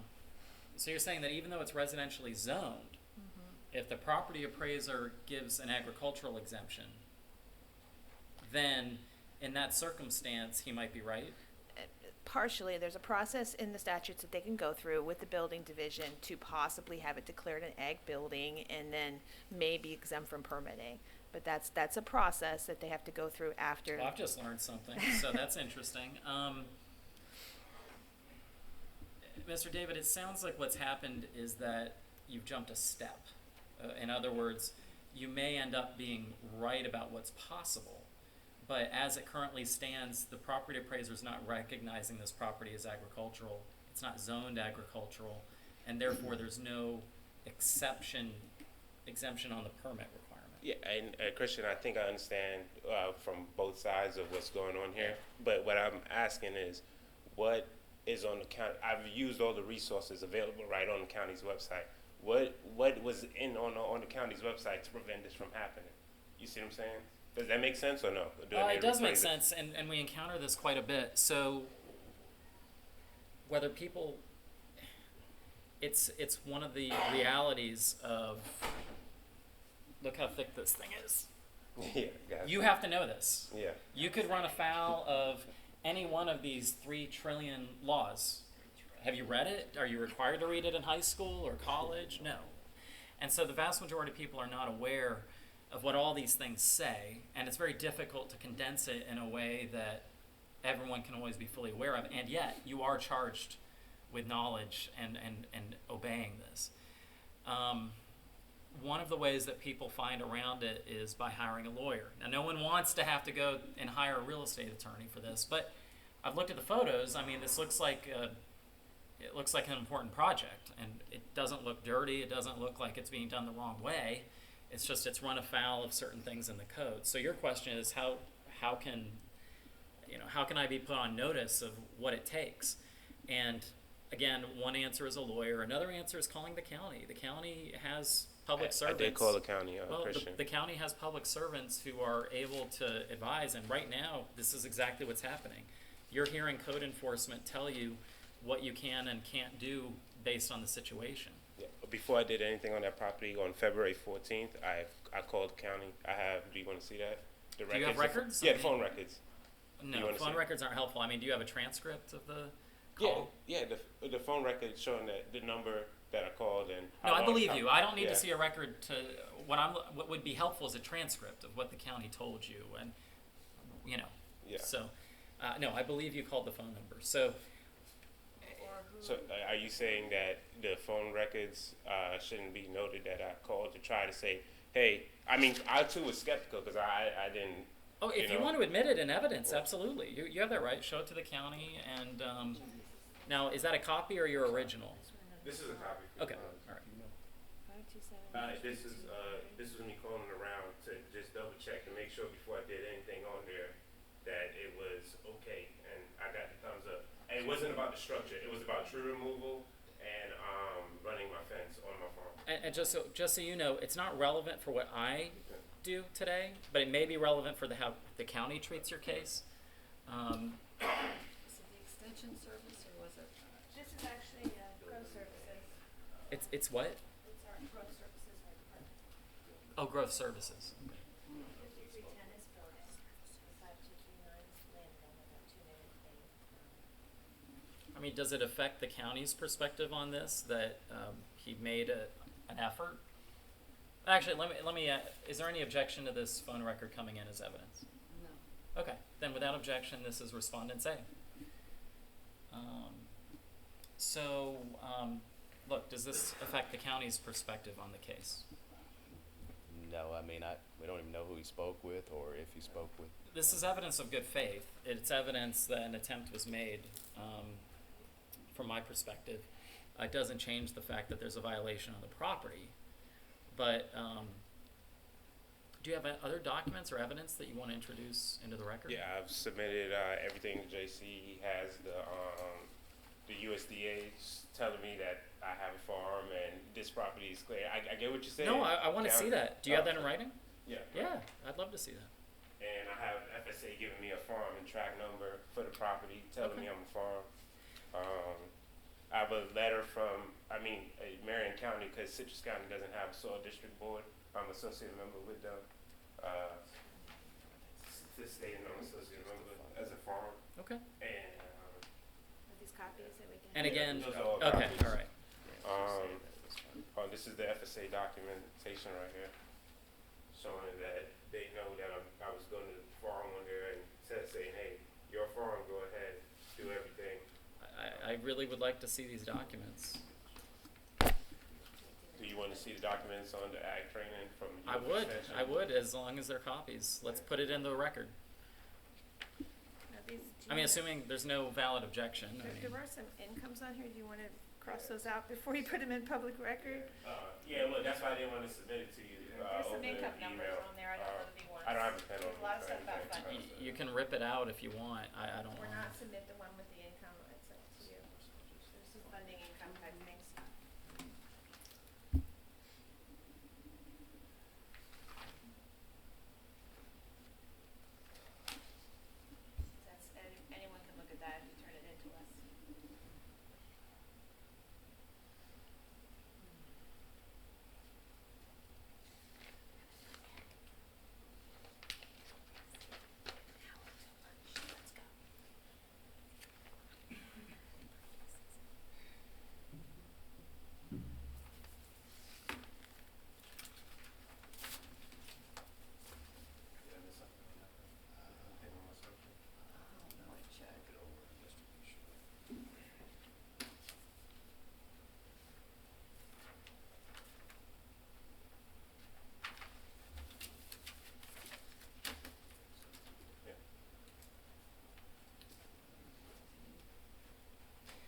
You know, I have a question for the county.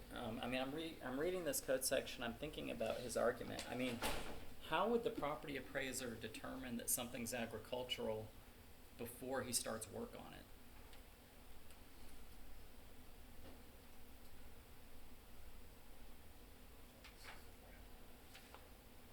Because that's what you're requiring. You're saying, well, if the property appraiser says it's agricultural or gives an exemption, maybe, but it does, I mean, there is an exemption for the site development plan in this, and I don't understand how the property appraiser would give that exemption prior to him. The permit exemption that I'm talking about is meant for existing farms that now want to put a new building up, and then they can get that exemption. It's not meant for a vacant site that wants to do something later. It's for existing farms that want to have a new farm building. They can get that classification. So I mean, I'm sorry if Christian- that was confusing. I mean, Christian, help me out. Doesn't that sound a little discriminatory against small scale farms compared to large scale farms? It's not discriminatory, but what it is it's a lot of words that are not in the code section. And so I guess that's my concern, is if that was the purpose, or if that's what we're supposed to be limited to, shouldn't it say that in the code if that's what decisions are being made on? So, but let me just look at what's been provided and see if are there objections to these documents at all? Also, I'm sorry, hold on a second. Are there objections from the county? No, they are what they are. They don't actually state that they're approving his application. They go to his application and his attendance at educational meetings, but they don't state that this property is a farm. Okay. And as with regard to the LDC, where it states the following are exempt from this requirement, agriculture, this is not agriculturally zoned property. Right, Which but would permit an agricultural operation.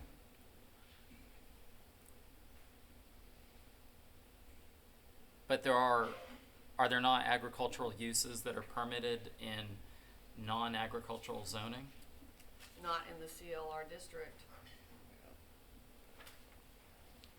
Okay, so let's, what is the code section on CLR? It's, let me see, 2403 coastal and lakes residential. 2403. Can I say something, Christian? That's the section number, yeah. Christian, can I say something real quick? Give me a second, Okay. because then I'll lose what little I have going on in my brain.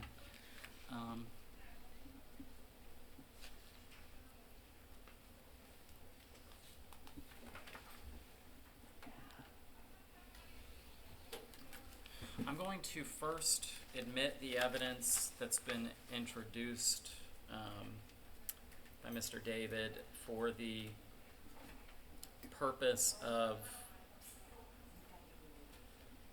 good faith and also supporting his version of where he believed that he could do what he wanted to do.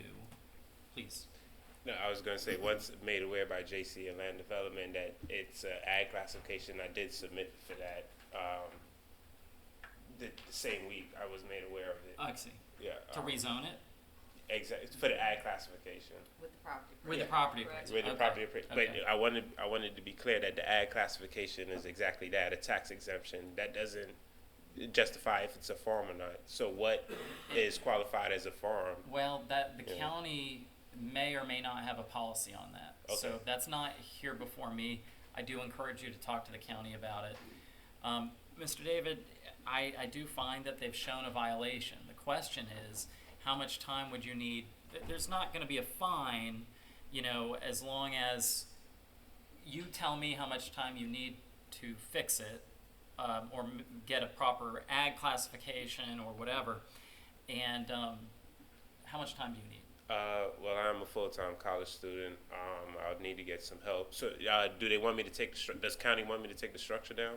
Because I could do that. There's a couple ways of fixing it. So one way is taking down, or let me not speak. How does the county want this abated? This is the 4002, the Correct. site development without a development order. So that would be to get a permit, an approved permit issued. But it sounds like he will not be able to get a permit for what he wants to build. And I mean, I can't be 100% if Well, what he, which means that either he needs to get some kind of ag exemption that's recognized by the county as a precondition to a permit, right? Right. Or he needs to take down the structure, correct? Is that right? right, but the structure, the storage on a vacant, that's the next case. Which we haven't really We, opened. we haven't done that one yet. This is the, Storage? yes, Well, okay, but the reality is he would need to remove everything from the property, right? correct, yes. And we don't know how long the property appraiser is going to take on. That's going to be not until October. I already talked to them and everything. I'm in contact with them. So they don't see those documents till October. Okay. Is there anyone from the public who wishes to be heard on this case? All right. Is there anything else from the county? Yes. Due to the nature of this violation, the Citrus County Code Compliance Division respectfully requests that Special Master assess a fine of $200 per day along with the administrative costs to begin after the date you deem sufficient to abate this violation. This amount was selected based on the actions of the property owners once they were advised of the violation. This amount is appropriately given to the severity of the violation, respondents' actions relative to this violation. We'd also ask the Special Master additionally find that it is respondent's responsibility to contact the Code Compliance Division when this violation has abated to allow for reinspection. I have to ask this. Mr. Charlton, so you've indicated that you've been in constant contact with Mr. David, correct? Yes, after the notice of hearing. Right. Was And issued. I mean, I'm interested in both perspectives. I mean, what have you found? Have you found him willing to learn and wanting to fix the issue? After the notice of hearing, at first I think he was kind of set in, in his ways, but as he, probably did his due diligence and got the notice of hearing, realized, okay, this is Well, he came probably ready. a problem, and he came in and did meet with me also. So. Okay. Is that accurate? Yes, it is. I'm going to find that the property is in violation. I'm going to grant you 180 days to abate the violation. I mean, it's June. Yeah. Okay. If the violation is not brought into compliance as ordered, a penalty of $150 per day will be imposed. This fine will be recorded and will constitute a lien on your real or personal property. The county attorney's office may seek foreclosure or money judgment on any unpaid lien of record 3 months from the date of first recording. And you will be responsible to pay all costs required by county law, which may also be filed as lien of record. I mean, look, there's been no testimony that this represents a public health issue.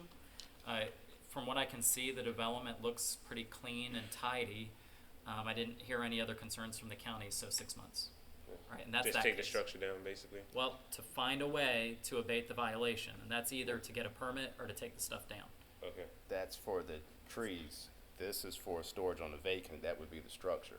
We have 2 cases. This was 2 land development cases. I got you. remember? Okay. I now understand your point. So on this case, it's really not the structure, it's the trees, it's the development. Yes. But he could pull a permit and then that would fix the issue. No, because that wouldn't be a. I'm sorry, a site development plan. The trees are gone, so there's. Yeah, but you're not requesting irreparable harm fine or anything. What you, You have a fine for this one? Okay, all right. yeah. Okay, so So what needs to be done? you need to get you need to have a site development plan approved by the county. Okay. And For the that's trees. just submitting paperwork through the land development office? Building? Okay. Okay? Next case. Yes. The next case, Michelle David, case number 216-1814, Code Officer J.C. Charlton, expert Joanna Katu, page 5 of your agenda. J.C. Charlton, Citrus County Code Compliance Officer. This is case number 216-1814, special requirements for all accessory structures, a violation of Citrus County Land Development Code 3102A. The address is 11327 West Acacia Drive, Crystal River, Florida. Property owner, Michelle David. Good service via signed certified mail return receipt.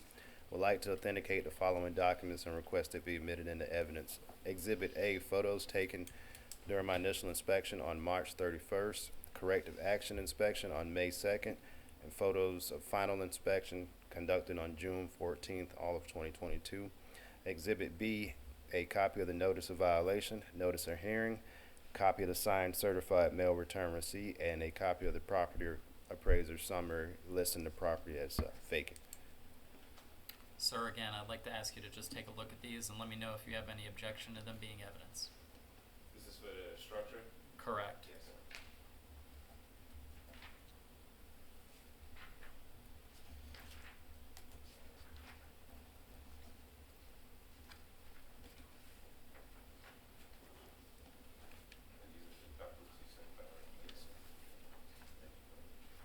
Everything's correct.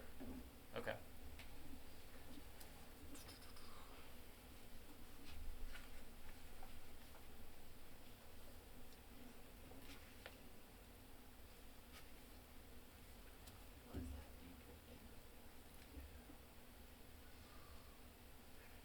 It's not a permanent structure. Without objection, what's been proposed as Exhibits A and B are evidence.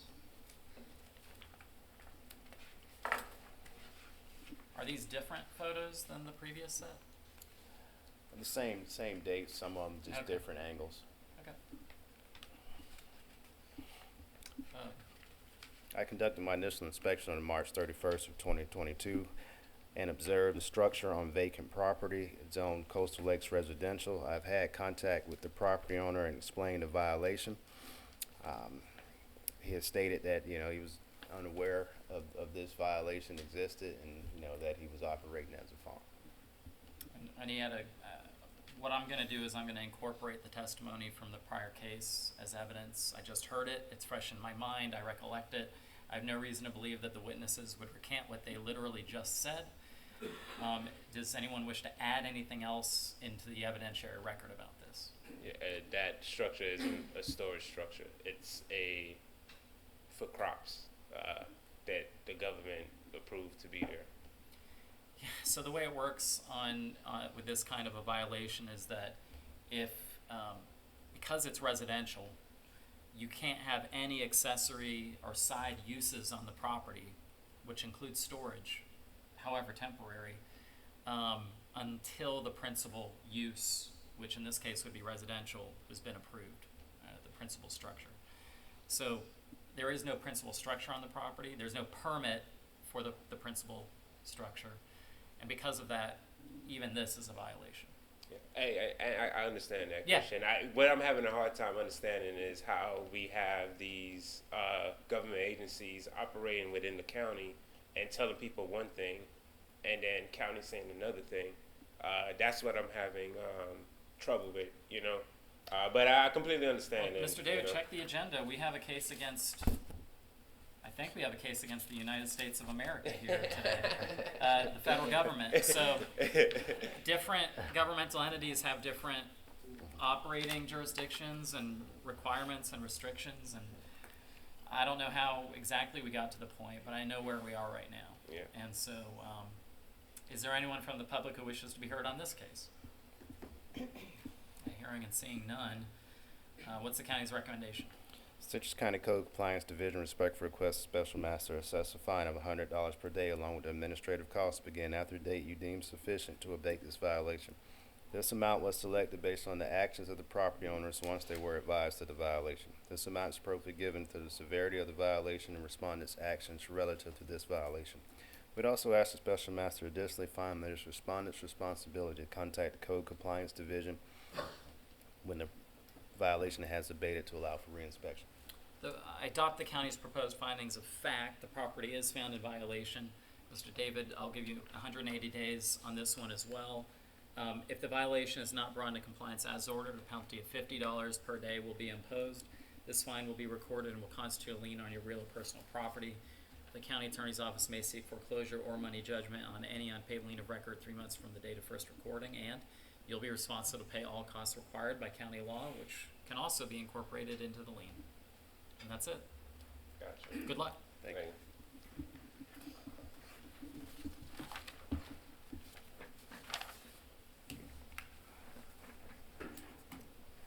Next case on the agenda, Thomas Smale, case number 2155730. Code officer on the case, Matt Hampton, page 17 of your agenda.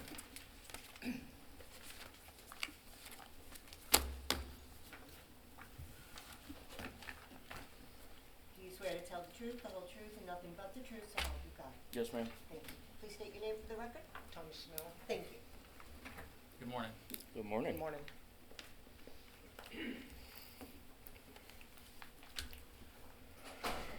Matt Hampton, Citrus County Code Compliance Officer. This is case number 2155730, accumulation of junk and debris, violation of Chapter 20, Article 3, Section 20-31A of Citrus County Code of Ordinances.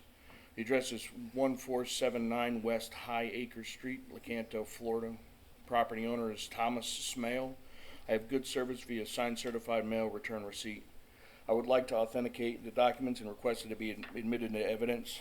Exhibit A is photos I took during my initial inspection December 9th, 2021. Photos I took during a follow-up inspection January 11th, 2022. Photos I took during corrective action inspection May 16th, 2022. And photos I took during my final inspection June 14th, 2022. Exhibit B is a copy of the notice of violation, a copy of the notice of hearing, and a picture of the notice of hearing, a copy of the signed certified mail return receipt. Sir, you've been here a while. I'd like to ask you to take a look at these documents and let me know if you have any objections to them being evidence.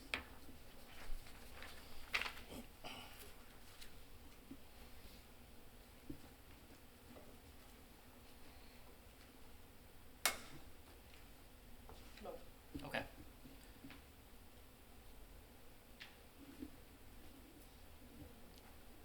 Now, Mr. Hampton, have you been here the whole hearing?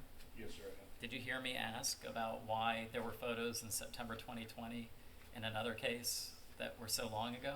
You've asked me about this numerous times. So No, so I'm prepared for I all asked that. another witness. I want you to know I'm not picking on you. It's something that I'm curious about regardless of who's bringing the photos. So I just wanted you to notice that. Understood. Yes, sir.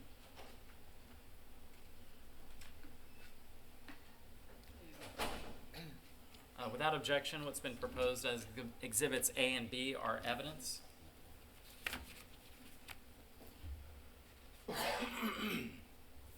I conducted my initial inspection December 9th, 2021, and I observed the property to be in violation of junk. There was a collection of fencing materials, aluminum framing, pallets, and junk and debris spread around the property. The violation was issued December 9th, 2021. After sending out the violation, I received a call from the property owner, Thomas Smale, on January 4th, 2022. We discussed the violation, and he said he would contact the residents of the property and advise them of that the property needed to be cleaned up. On January 11th, 2022, I conducted a follow-up inspection to see if any progress had been made after speaking with Mr. Smale. I did observe that there had been good progress towards compliance, and then on January 12th, 2022, I spoke with Mary Nash, who lives at the property, and she asked for some more time to come into compliance. Corrective action, I did grant the extra time. Corrective action inspection actually wasn't conducted until May 16, 2022. I had observed that it had appeared that some more debris had been brought onto the property. Notice of hearing was issued, and the property was still determined to be in violation. Notice of hearing was issued on May 18, 2022. I did receive a signed certified mail return receipt back that indicated it had been received, and it was signed for on May 23rd, 2022 at 11:07 a.m. with an illegible signature. As of my final inspection, June 14, 2022, there appears to have been some more progress made towards compliance. However, there are still large amounts of construction materials, tools, and other items around the property. It does look like there's been a lot of progress over the months. What exactly is the offending stuff here? Like, what has to be done to bring this property into compliance? With the property, there's just a lot of the majority of the items on there are usable. However, it is a Right. residential district, and there is an accumulation, almost like it's become like an area to come and pick up supplies if necessary for any kind of construction project. So it's not like they can't have them; they just have to be stored properly, be it in sheds or. That's what I'm trying to get at. I've seen, y'all have brought junkyard condition cases before. Right. This is one of the nicer looking junkyard condition cases. Yes. And so I guess what I'm trying to get at is I don't know if it looks like that trailer's still out there with tires and blocks on them. Yes. Is basically, does this stuff just have to be stored and properly enclosed? It has to. you know, it's one of the things, like I said, it can be, the items can be utilized, and I am familiar with the residents of this home. They've always, you know, done everything necessary. However, it's more or less just the way it's being stored on the property, because it's all kind of forward of the property and anybody can see it. I mean, is the trailer part of that? May I come forward? Yeah, so I please, if you can. I just want the record to be clear about what needs to be done. So I'm looking at page 18 of Exhibit A. Okay, no, there's not really, unless if these tires, and I can't see from my angle, but if those tires don't have rims in them, then they need to be taken care of, the health, safety, and welfare of the community with mosquitoes especially. If they do have rims, Then they can, then. you Then know, that's they okay. They can have, in my opinion, we don't regulate pretty, however, we try to encourage it. Right. Stored in an area that's not so visible. but technically speaking, Technically, it would be okay. we don't know. Okay, and then the blocks. Again, They're it's just usable. kinda, they're usable, but it just kinda looks like they appear to me that they're just kinda tossed on you know, there's no kind of order. So now let's look at page 17. Alright, we got, it looks like broken down tarp here, you got the excess, bar here, you got the pallet that's up there, you got Right. this tarp that's over here. Those are clear violations. Yes, sir. Page 16. Again, you have, back here, it looks like a bed. It appears to be a mattress that's leaning up against that material back there, the tarps, the block. There's a door there. Okay. Anything here? Page 15. Again, it's just, a lot of this is, you know, we have precedent that's been set in a previous case here recently when you just kinda, your tools just kinda put out in the yard. They're just kinda discarded out there. They may be usable, however, you know, if it's something that you're gonna wanna use, you wanna take care of, you don't want it just sitting out in the middle of the yard, so it need to be stowed properly. Plus you have all this debris here that's under this tarp. Okay. It's metal, scrap metal and stuff. What about on page 14? Again, it's the pallets. You know, yes, they're usable, however, this also comes into concern, again, health, safety, and welfare of the community. You see all these open areas here, rodents, and any kind of wildlife, animal life, snakes, or whatever can get up in there. But is this a violation with the pallets, or is this just something No. that could be better? Like that, it could be better, Okay. but no, All right. it's not. I'm just trying to lay the record for what needs to be fixed. Yes, sir. And then this is from May, so I'm not going to use this. All right. Mr. Smale, I wanted to go through everything specifically. Mr. Hampton indulged me. What's your version? Do you dispute this, or? Well, no, it's, I don't live on the property. I sold the property to them. You sold the property? They're making payments to me on it. Okay. Okay, nothing was legally done through the court, so it's still in my name. There's no deed. Right, so it's still in my name and that, and the only thing I was able to do, I mean, they're trying to clean it up, but the only thing I was able to do to show that I am trying to do something about it is do an eviction on them. And How can you do an eviction if you sold it? It's not completely paid for, and they're like a year behind on payments on it. Well, an eviction is done in a landlord-tenant relationship. Right. Are you a landlord, or are you the seller? Basically, I'm the seller, 'cause I was selling them. Well, I'm not going to get into it. I recommend you hire a lawyer because it doesn't sound like you can do an eviction. But the issue here is how much time needs to be done in order to fix this. Do you know? Well, I can't get on the property legally to take anything out because, again, you know, I'm selling them the property. So the only way I was able to get on the property is to try to do an eviction or something to get on the property. You're not in contact with the tenant? Yes, I am. Oh. And they're here. Okay. They can. Okay. I definitely want to hear from them. Yeah, definitely. If they want to speak. You know, it's something that I didn't want to do, but something I have to try to. I don't want to pay a $1,000 fine a day. Okay. All right. Well, Mr. So- Smale, I guess, is there anyone from the public who wishes to speak on this case? Sure. Yeah. If you could. Good morning. Good morning. And Mr. Smale, if you want, you can take a seat. It's up to you. My name's Darwin Nash. My wife Mary. Yeah, hold on a second. Do you swear to tell the truth, the whole truth, and nothing but the truth, so help you God? I do. And please state your names. Darwin Michael Nash. My name is Mary Jane Nash. Thanks. Good morning, sir. Good morning. What Mr. Smale's trying to explain is we've had a contract for deed that Okay. was never filed. Right. We filed it. It is legal, and therefore, I don't think code enforcement knew exactly the whole story behind it. But every time we had interactions with Mr. Matthews, we did our best to clean up and go by it, but we haven't been able to get a hold of him for the last 3 times when this whole thing started. So we didn't really know what all had to be cleaned up or what was wrong.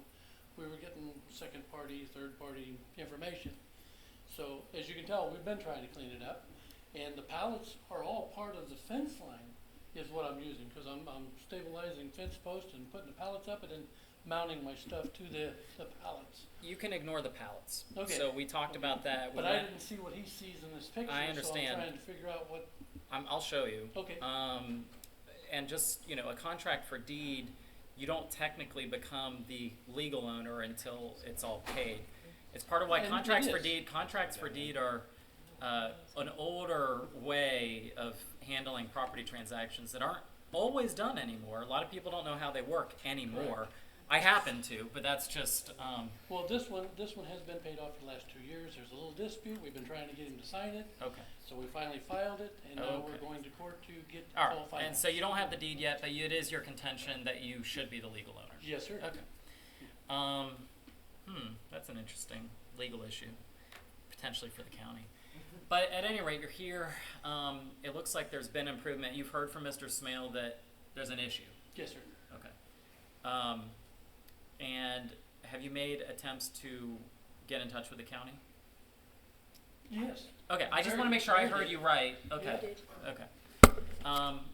Let me explain. So I've got Exhibit A in front of me, and what it says, there's basically 4 or 5 pages that have photos.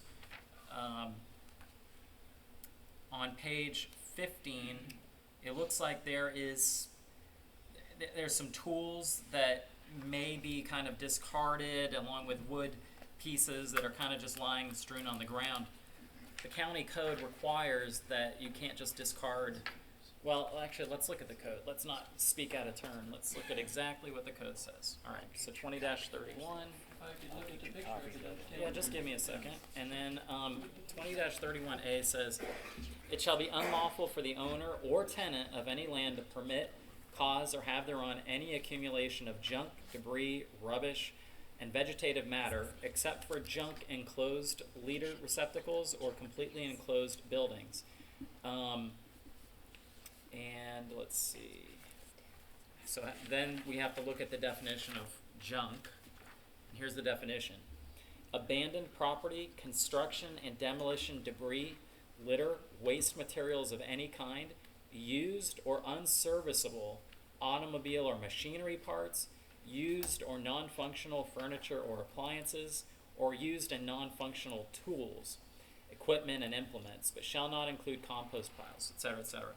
So, and I am going to let you see this. So, in page 16, do those tires have rims in them or not? I don't. It's over It to doesn't the look. left side of the property, on the left-hand side of the property. By the You have that houseboat? flatbed that over Yeah. there. By the houseboat or on the flatbed? It's On to the the left, flatbed. if you're looking at the houseboat, to the left, that last opening that you have in your fence, do you have that flatbed, about 16-foot trailer? Oh, those were semi tires they went with my semi. Okay. They're gone. Okay, they're gone. They're gone. And then the cinder blocks, there's a mattress, there's like a discarded mattress in the back. Here, come on up, take a look at this. Page 16. So we've got the tires, the blocks on the trailer, we've got what looks like a mattress. That's a box. Okay, That's a box box. that goes on the front of the trailer. It's just a 1 foot square by 6 foot long. Okay. It's leaning as big as something right now. But What is the box made out of? fiberglass. Oh, okay. It's a fiberglass box. It's a toolbox. It goes on the front of the trailer. I just took it off because we were putting new tires on and all. Okay, do you see the debris behind it? Yes, sir, I do. Actually, that is what you're looking at. Well, that right there is a fiberglass shower we're getting ready to throw that away. But what is here, this is the Well, so top that has row. to you gotta get rid of that. I have to get rid of that. I okay. haven't got that for you. But this little piece right here, you're looking at the top to my houseboat. It's a frame that goes for the top of the houseboat for canvas. Do you use it? Yes, sir. Okay, It's all right. right on the Okay. houseboat. Looks like there's just a lot of stuff here that's kind That of is a friend of ours. We had to go get it because she had another one. She's in the hospital. That is a washer and dryer that's underneath the tarp. Okay. And it's got to go. Okay. She And, has all right. taken it to the dump. So then on the next page, you'll see there is this kind of stuff here, kind of Okay. discarded items. Yeah, this I've cleaned most of this up, but it's Well, gotta go. this is what is Yeah. meant to give you an idea of what needs to be done. These Sure. are the offending things. No It's not the problem. case of the century, I can assure you. But Well, yeah, that's what you like I got. said, And you can get a copy of this. If we knew, Okay. now that we know, Yeah. so just look at it, then I can go after it. Well, you have an ownership dispute, which is kind of interesting. How long is it going to take you to clean it all up? What we're looking at there? Yeah. Oh, 30, 60 days, Okay. easy. Okay. Well,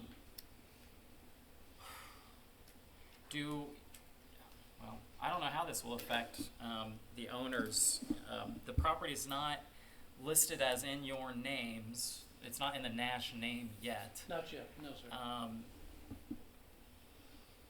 What's the But county's the recommendation? contract has been paid for 2 years. Yeah, I mean, So y'all we've are been going to in have to get a dispute court for order. 2 years over trying Sounds- to get it signed. Sounds like you need a court order. Yes. What is the county's recommendation? Citrus County Code Compliance Division respectfully requests that the special master assess a fine of $50 per day along with the administrative costs to begin after the date you deem sufficient to abate the violation. This amount was selected based on the actions of the property owners once they were advised of the violation. This amount is appropriate given the severity of the violation and the respondent's actions relative to this violation. We would also ask the special master additionally find it as the respondent's responsibility to contact the Code Compliance Division when the violation is abated in order to allow for reinspection. Mr. Smale, is there anything else you'd like to say? No, sir. Is there anyone from the public who wishes to be heard on this case? All right. I am going to find that the property is in violation. I adopt the county's proposed findings of fact. I'll grant 60 days from today to abate the violation. If the violation is not brought into compliance as ordered, a penalty of $50 per day will be imposed. This fine will be recorded and will constitute a lien on the real or personal property of the owners, whoever they may be. The county attorney's office may seek foreclosure or money judgment on any unpaid lien of record 3 months from the date of first recording, and the owners shall be responsible to pay all costs required by county ordinance or regulation, which may also be filed as a lien of record. Thank you. Thank you. Thank you, sir. Thank you, sir. Next case on the agenda, James Mark Civils, case number 216-3043. Officer assigned to the case, Alan Jonason.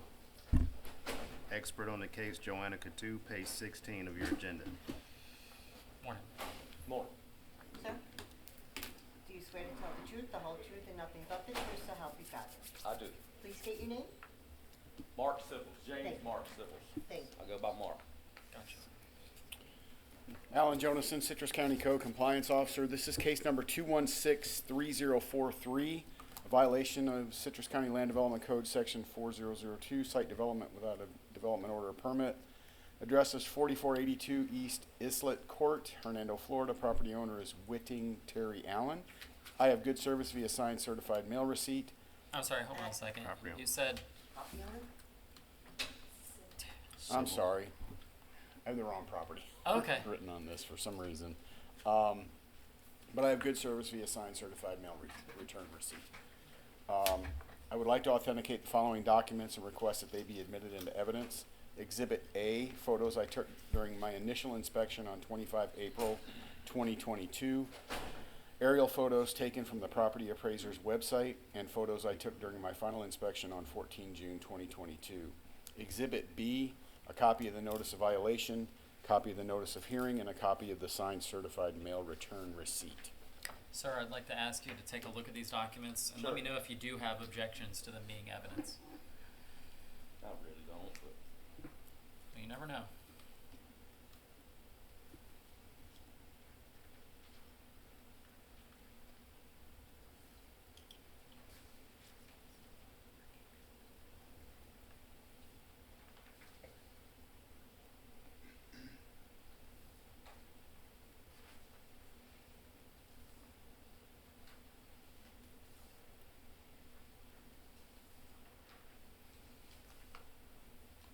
you got a lot of pictures. Your due diligence.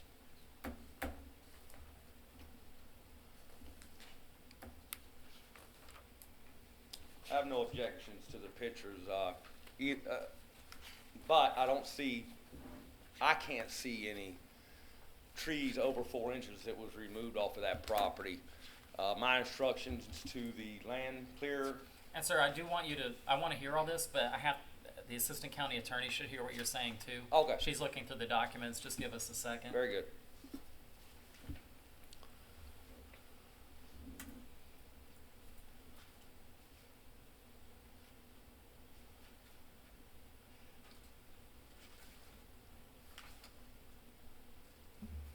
And normally what I do is I let the county present its case first, and then since I know everything that they're saying, that helps me understand your defense. Yes, sir. Yeah.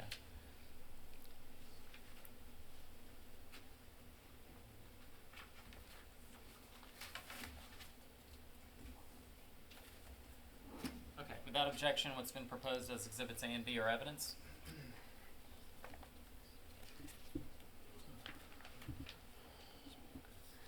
I conducted my initial inspection on 25 April 2022, and I observed the property with a large amount of tree debris on the property, as well as a large cat-type excavator.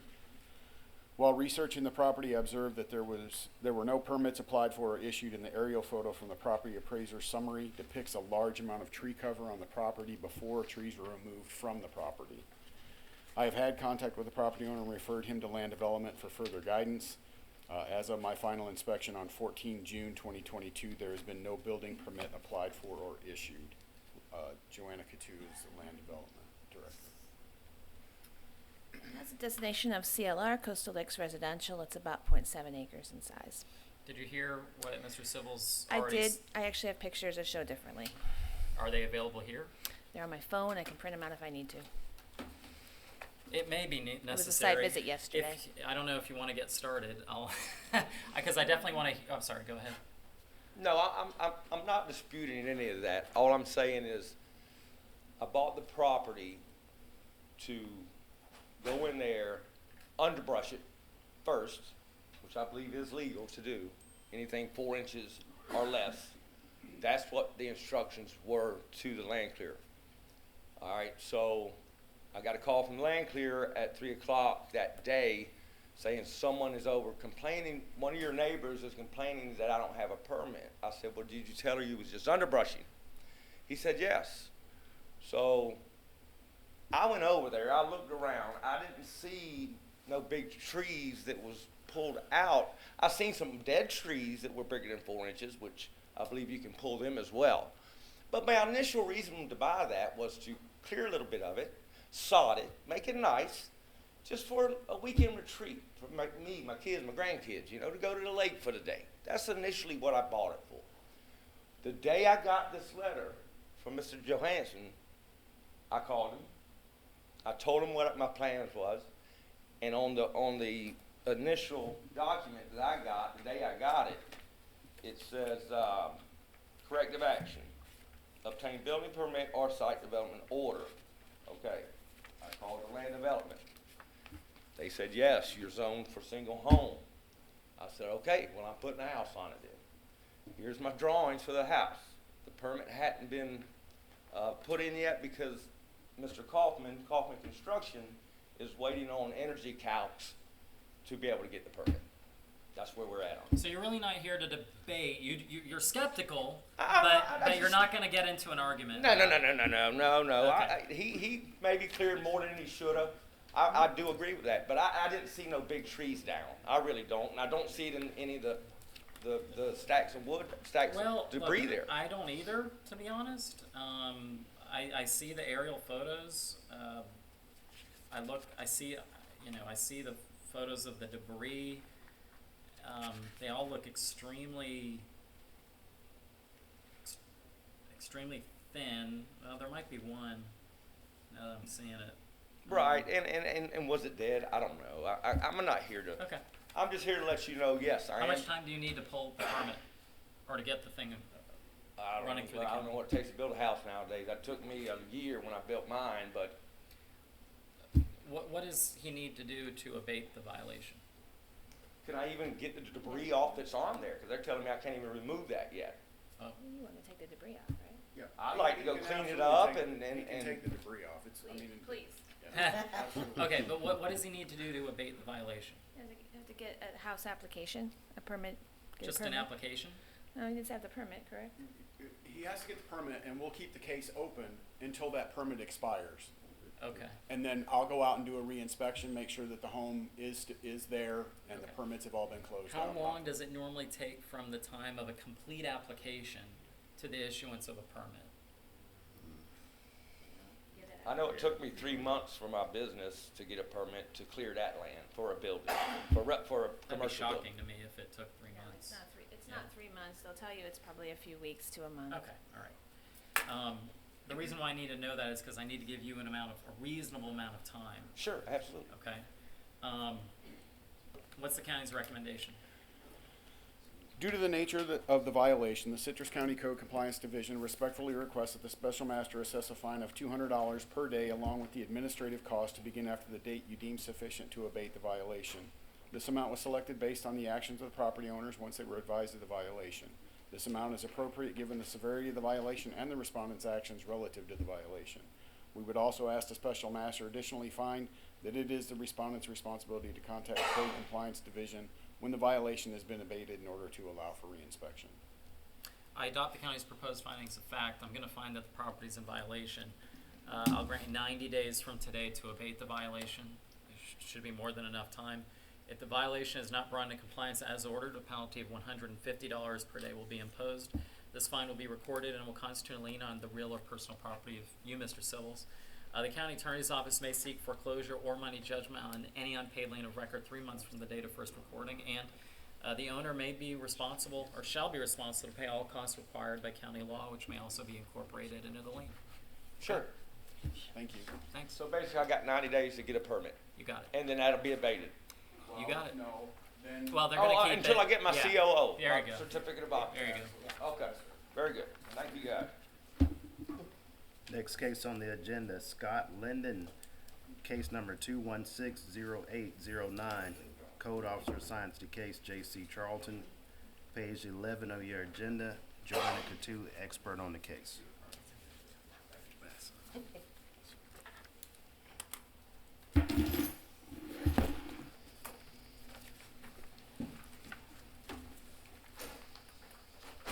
Mr. Lynn? Mr. Lynn? Do you swear to tell the truth, the whole truth, and nothing but the truth, so help you God? I do. Thank you. Good morning. Good morning, sir. All right, so this is a continued case, correct? Yes, sir. J.C. Charlton, Citrus County Code Compliance Officer, case number 2161814, special. Oh, I am sorry, wrong case. Mm. Yes.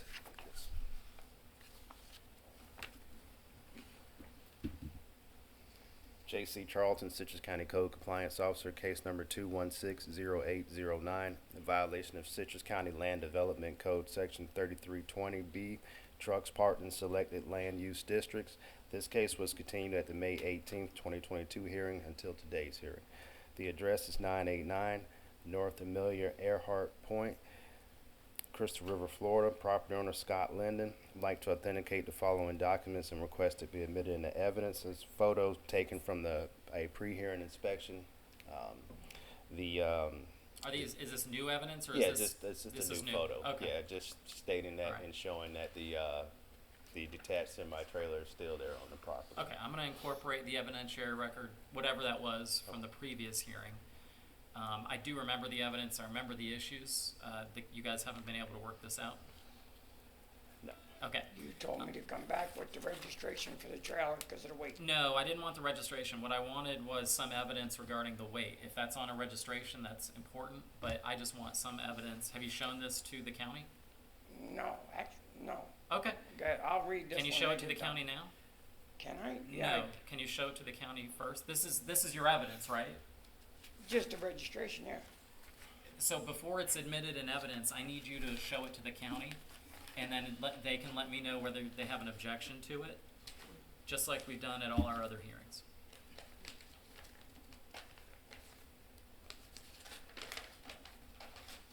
Because it sounds very important.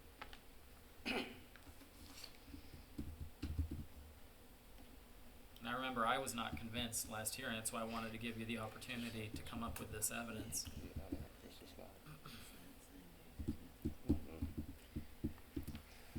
Do you object to whatever this is being evidence?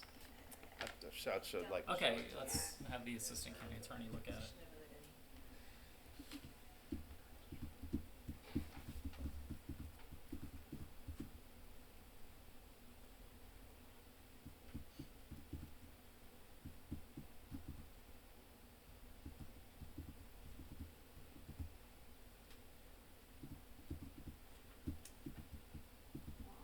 It looks like it's handwritten, so I don't know Okay. what the validity is, and maybe he can establish the validity.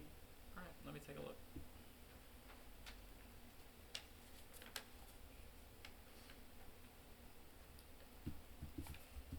This is a copy, correct?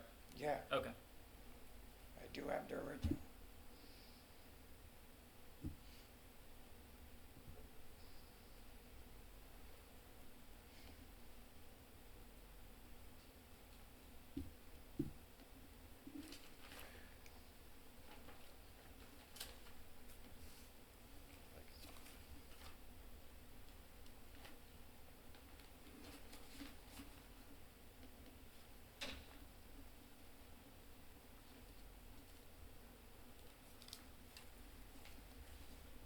I'm just going to look something up real quick.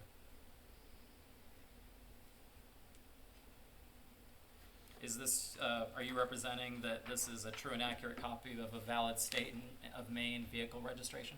Yes, And it's on file with the state of Maine? it's on file with the state of Okay. Maine. All right, just Through checking. the SAB agency, SABB. Okay.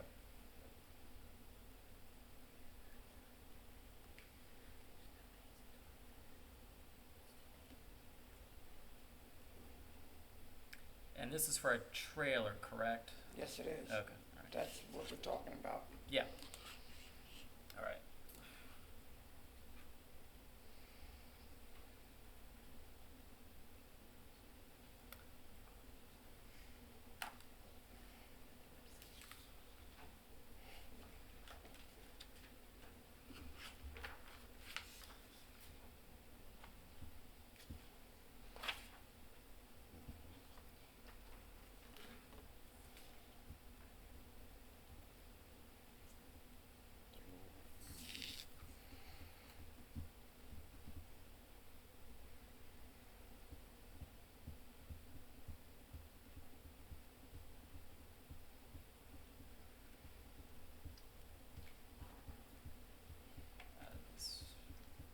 Mr. Lennon, this, according to the state of Maine, this is not a complete vehicle registration. Are you aware of that? That's what you send to them for your registration, exactly what you're holding in your hand.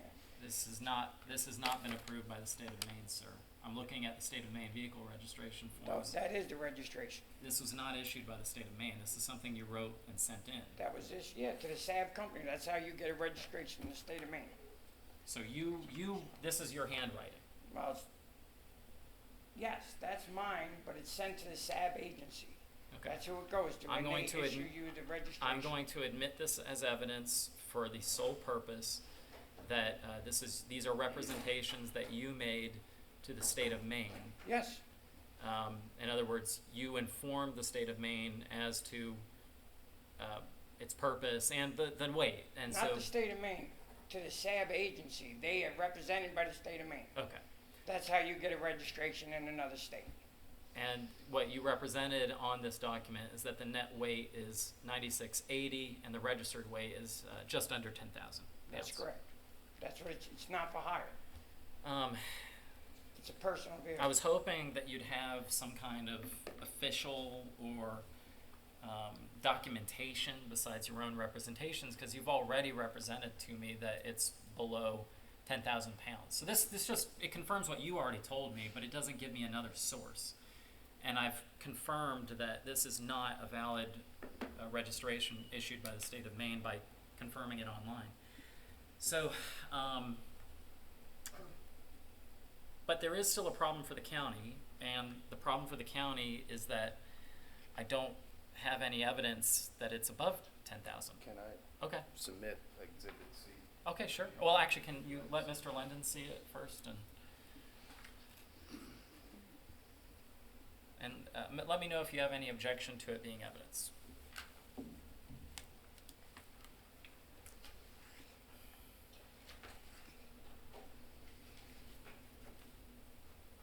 No, not at all.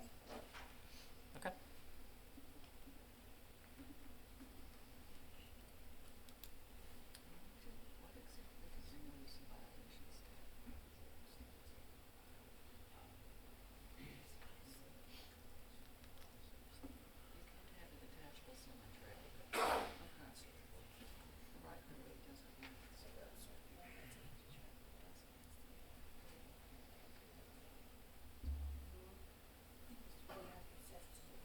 Thanks.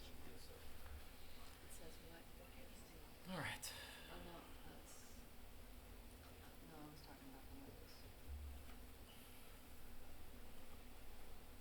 All right, so, Mr. Charlton, what is this?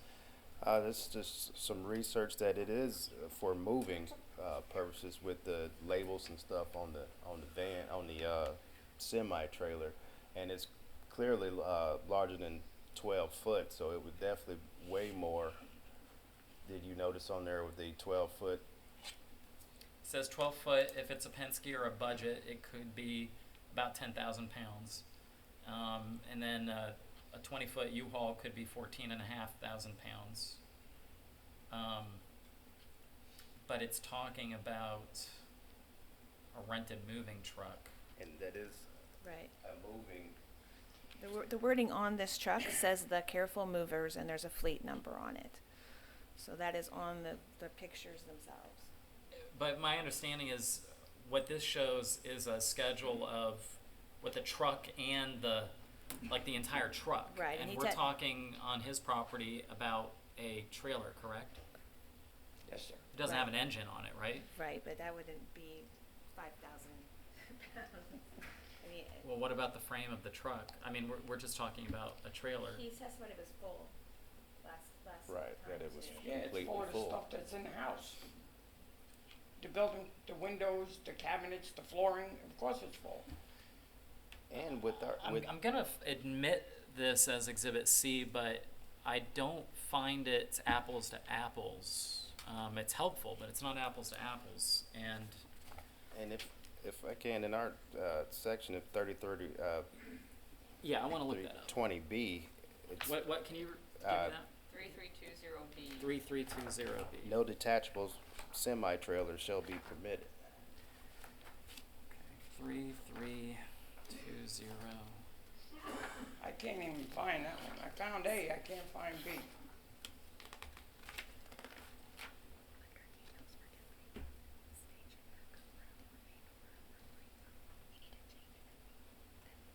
Well, B talks about trucks as defined by the LDC, and that's what, and we go back to the definition of the trucks. And so let's go back to that definition, since that's apparently what I had a problem with before. That's A, correct? Well, hold on a second. Let me take a look at this. Trucks.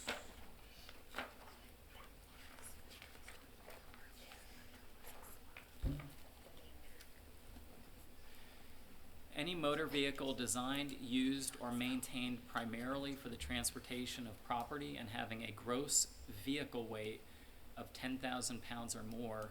So the stuff that's inside of it's irrelevant. But if you look at 3320B3. Okay. All right, let me go back. Just give me a second.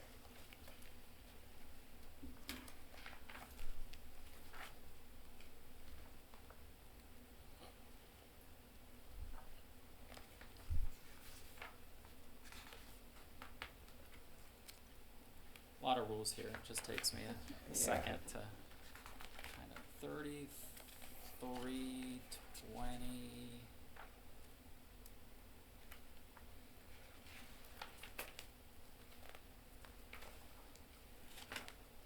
Okay, I'm at 3310, 3320. B3? Yes. I see. Subject to the following criteria.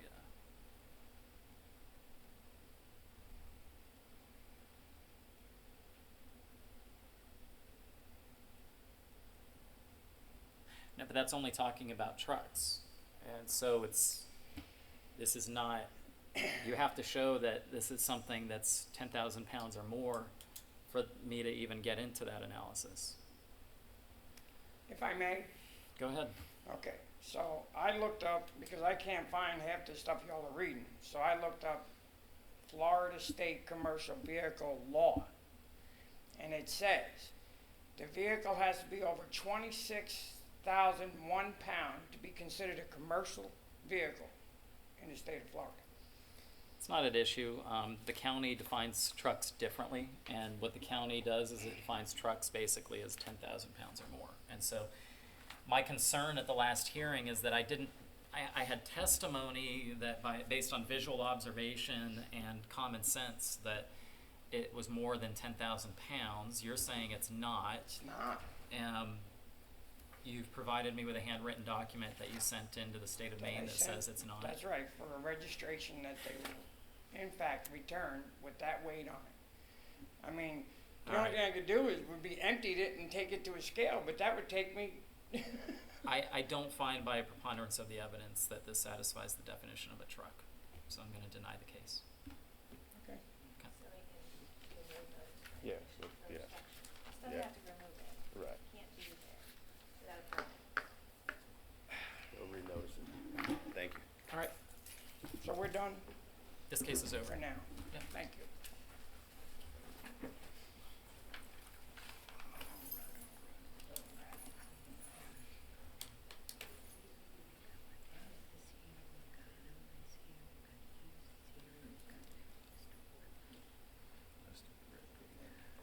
Next case on the agenda, Heather Watson and Matthew Watson and Mark Roebke.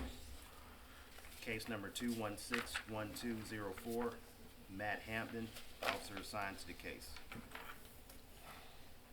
Do you swear to tell the truth, the whole truth, and nothing but the truth to help you God? So help me God, yes. Please state your name, sir. Mark Roebke. Thank you. Good morning. Morning. How are y'all? Good so far. Morning again, Matt Hampton, Citrus County Code Compliance Officer. It's case number 216-1204, accumulation of junk and debris, violation of Chapter 20, Article 3, Section 20-31A of the Citrus County Code of Ordinances. The address is 3314 South Canadian Avenue, Homosassa, Florida. Property owner Matthew Watson, Heather Watson, and Mark Roebke. I have good service via posting of the property in the Lecanto Government Building. I would like to authenticate the documents and request that they be admitted into evidence. Exhibit A is photos I took during my initial inspection, March 24th, 2022. Photos I took during my corrective action inspection on May 16th, 2022. And photos I took during my final inspection, June 14th, 2022.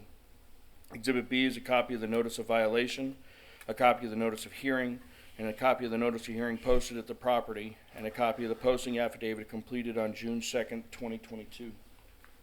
Sir, I'd like to ask you to take a look at these documents and let me know if you have any objection to them being evidence in this hearing.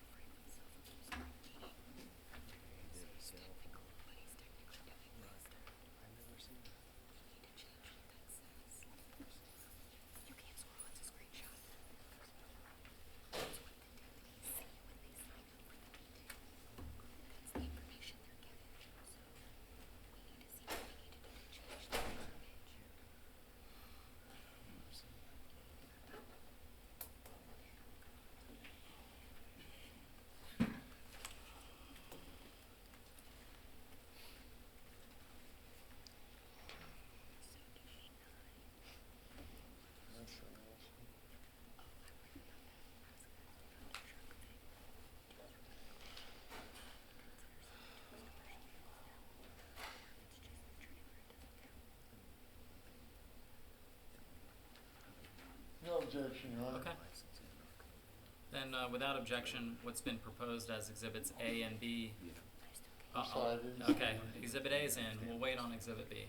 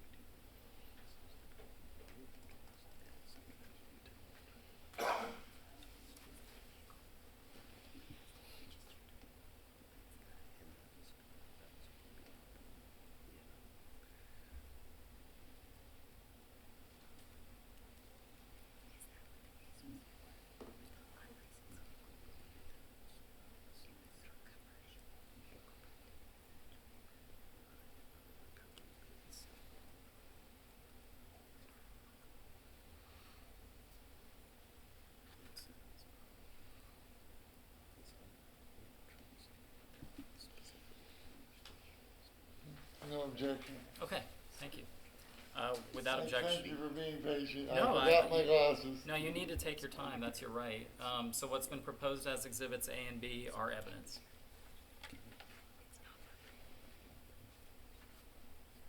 You've seen how long I've taken today. I mean, I'm sorry. It's Yes, just- sir.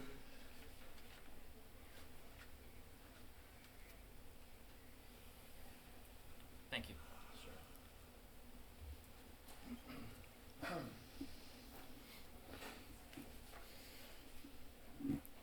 I'm sorry, did you accept item? I did. Okay, thank you.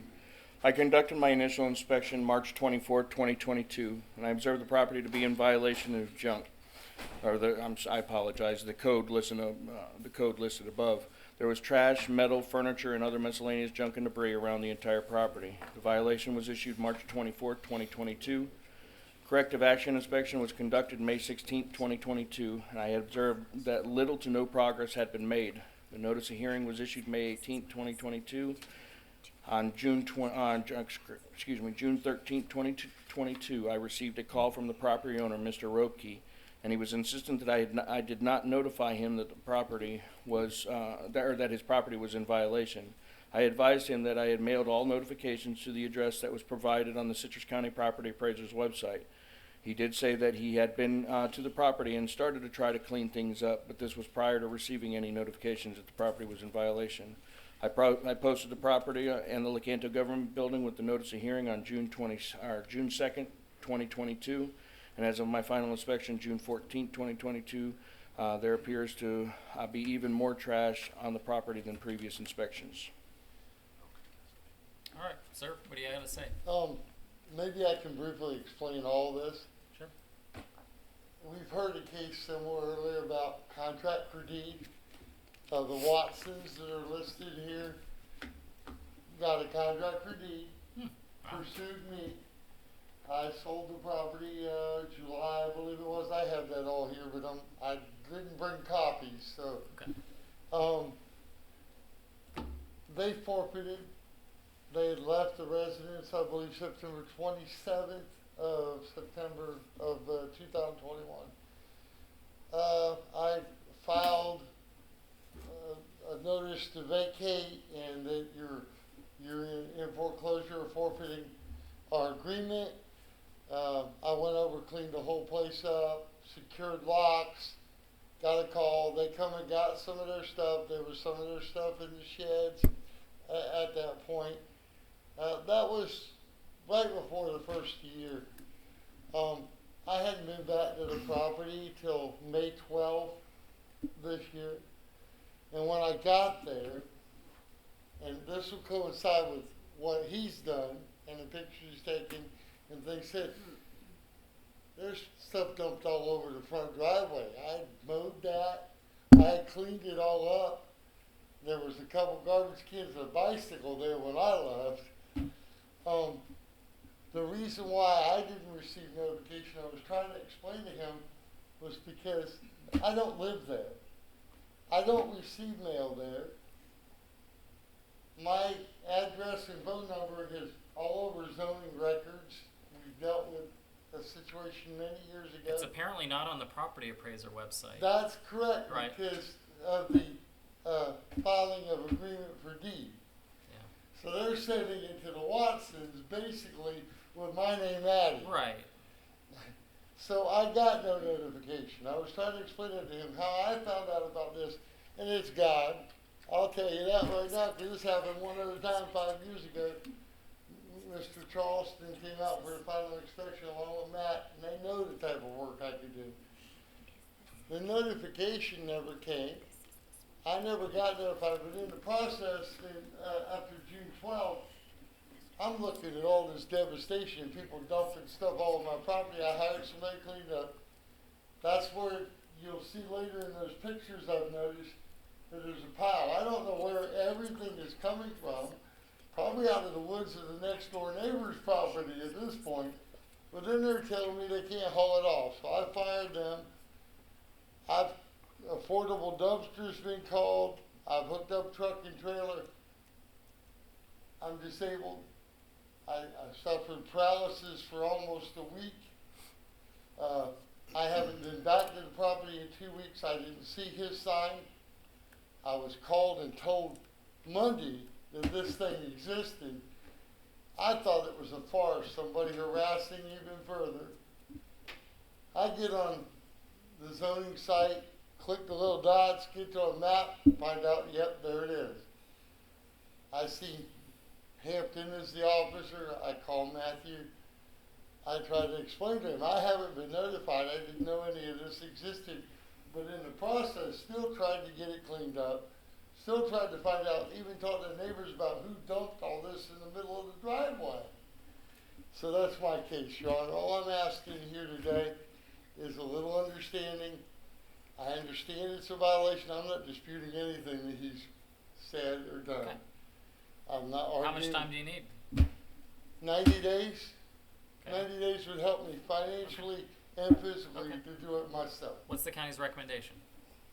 Citrus County Code Compliance Division respectfully requests that the special master assess a fine of $100 per day along with the administrative costs to begin after the date you deem sufficient to abate this violation. This amount was selected based on the actions of the property owners once they were advised of the violation. This amount is appropriate given the severity of the violation and the respondent's actions relative to this violation. We would also ask the special master additionally fine it as a respondent's responsibility to contact the Code Compliance Division when the violation is abated in order to allow for reinspection. I adopt the county's proposed findings of fact. The property is found in violation. I'll grant 90 days from today to abate the violation. If the violation is not brought into compliance as ordered, a penalty of $100 per day will be imposed. This fine will be recorded and will constitute a lien on your real or personal property. County Attorney's Office may seek foreclosure or money judgment on any unpaid lien of record 3 months from the date of first recording, and the property owner shall be responsible to pay all costs required by county law, which may be incorporated into the lien. Thank you. That's more than fair. John. Sure. I appreciate Good luck. Next case on the agenda, Francis L. Miller Jr. and Francis L. Miller III. Case number 2163699. Amy Becker, Code Officer on the case, page 13 of your agenda. Do you swear to tell the truth, the whole truth, and nothing but the truth, so help you God? I do. Can you please state your name? Francis L. Miller III. Thank you, sir. Good morning. Good morning. Good morning. Amy Becker, Citrus County Code Compliance Officer. This is case number 2163699, accumulation of junk and debris, a violation of the Citrus County Code of Ordinances, Chapter 20, Article 3, Section 20-31A. The address is 5420 West Denellen Road, Denellen, Florida. The property owner is Francis L. Miller Jr. and Francis L. Miller III. I have good service via posting of the property in the Lecanto Government Building. I would like to authenticate the following documents and request that they be admitted to evidence. Exhibit A, photos taken during my initial inspection on May 3rd, 2022, photos taken on May 26th at my corrective action inspection, photos taken on June 2nd showing the posting of the property, and photos taken on my final inspection June 14th. Exhibit B, a copy of the notice of violation, a copy of the notice of hearing, and a copy of the posting affidavit. All right, sir, I'd like to ask you to take a look at these documents and just let me know if you have any objection to them being evidence.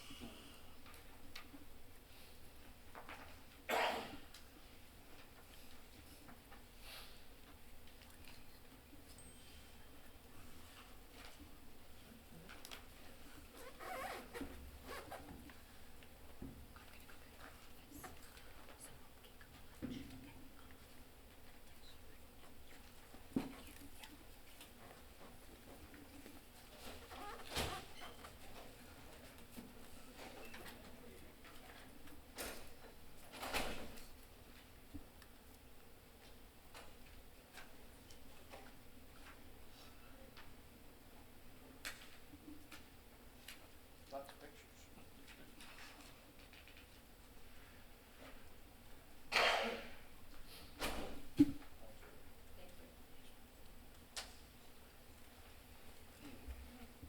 Any objection?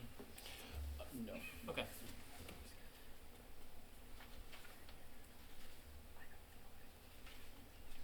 This was my father's property. I inherited it. He passed away. Okay, so it's listed under both, I guess, your name Yeah, and your father's yes. name, but really it's just you. Yes, Okay. yes. I've been cleaning it up, but anyways, yeah.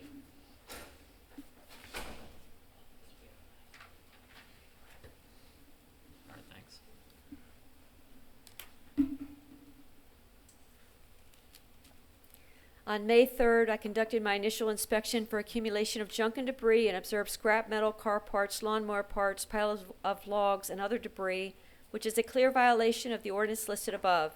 As of my final inspection on June 14th, there has been progress made at the property. However, there's some debris that remains. I have had contact with the son. He's aware of the violation.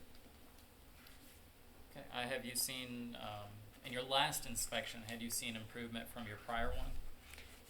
Yes, he's done a lot of work. Okay.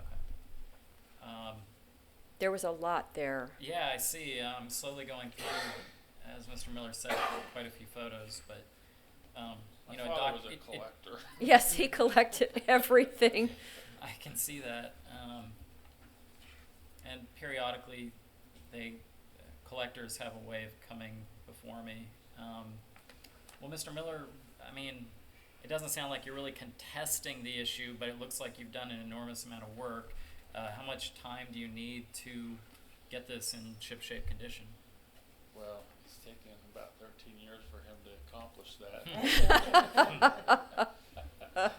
And it is summertime, but man, I'd love to say I'd be done in 90 days, but you know, I'm. How big is the property? It's an acre and a half. It's an acre and a half. Yeah. So, and just me. Thank God he left me a John Deere tractor. I can move a lot of stuff, but yeah, I have to hire a dumpster. I have to hire a piece of equipment to get rid of. He has a large boat there that he got for free. It's going to be crushed up and taken away, and yeah. So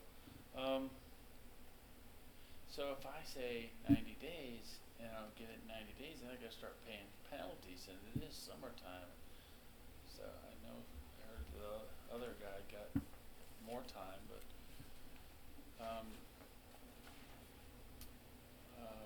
let's see. Yeah, I mean, it's not a 30-day job. No. It is It's probably not a good 60-day expense that job. comes along with the whole thing. That's too. right. So, I mean, I just don't want to. So these boats are unusable? Yes, yeah, and they were literally junk. What he would do is he would sell the frame out from underneath them and take that money. My father didn't have any money, and he would sell that frame and leave it in the yard. So there's and one of them's a vessel that was hired there or brought there for free. He thought he was going to rent it out. But anyways. Well, I mean, Yeah, so- you're saying 90 days. You want to say it, but it's not. You're not sure that's enough. Yeah.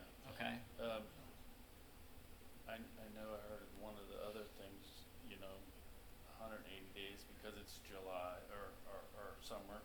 Can I ask for more time? And I did 180 because of the testimony that the property appraiser wouldn't get around to the application until 4 months from now. So 6 months I figured was enough time to hear back from the property appraiser. I'm more inclined to be closer to 90 than 180 based on your testimony. And I mean, look, I mean, if a little of this is done every month, I think 120 days is enough. But yeah. So we'll do 120 days. That's fine. What's the county's recommendation? The Citrus County Code Compliance Division respectfully requests that the special master assess a fine of $50 per day along with administrative costs to begin after the date you deem sufficient to abate this violation. This amount was selected based on the actions of the property owners once they were advised of the violation, and this amount is appropriate given the severity of the violation and the respondent's actions relative to this violation. We would also ask that the special master additionally find that it's the respondent's responsibility to contact the Code Compliance Division when the violation has been abated in order to allow for reinspection. I'm sorry, what was the fine amount? 50. Okay. I'm going to find that the property is in violation. The property owner is granted 120 days from today to abate the violation. This amount of time is offered in lieu of the fact, because of the fact that so much progress has already been made. If the violation is not brought into compliance as ordered, a penalty of $50 per day will be imposed. This fine will be recorded and will constitute a lien on the real or personal property of Mr. Miller. The county attorney's office may seek foreclosure or money judgment on any unpaid lien of record 3 months from the date of first recording, and Mr. Miller would be responsible to pay all costs required by county law, which would then be incorporated as a lien. Okay? Okay, Good luck. thank you very much. Yep. Next case on the agenda, Stephen H. Collins and Sharon Collins. Case number 216-1598. Code officer on the case, J.C. Charlton. Page 4 of your agenda. Expert on the case, Joanna Coutu.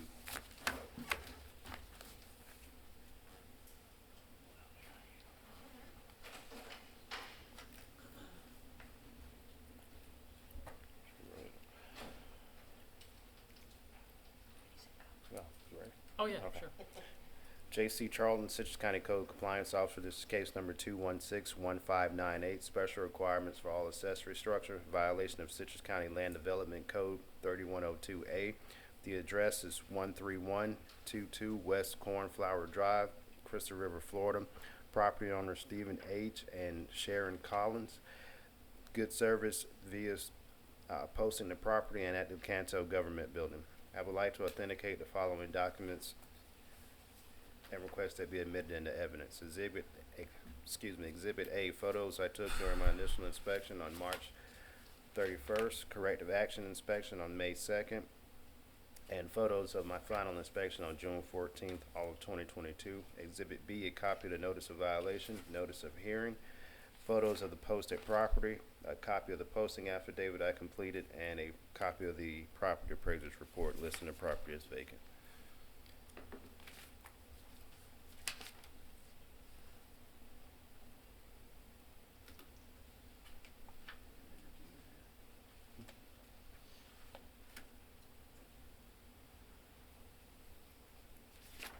Thank you.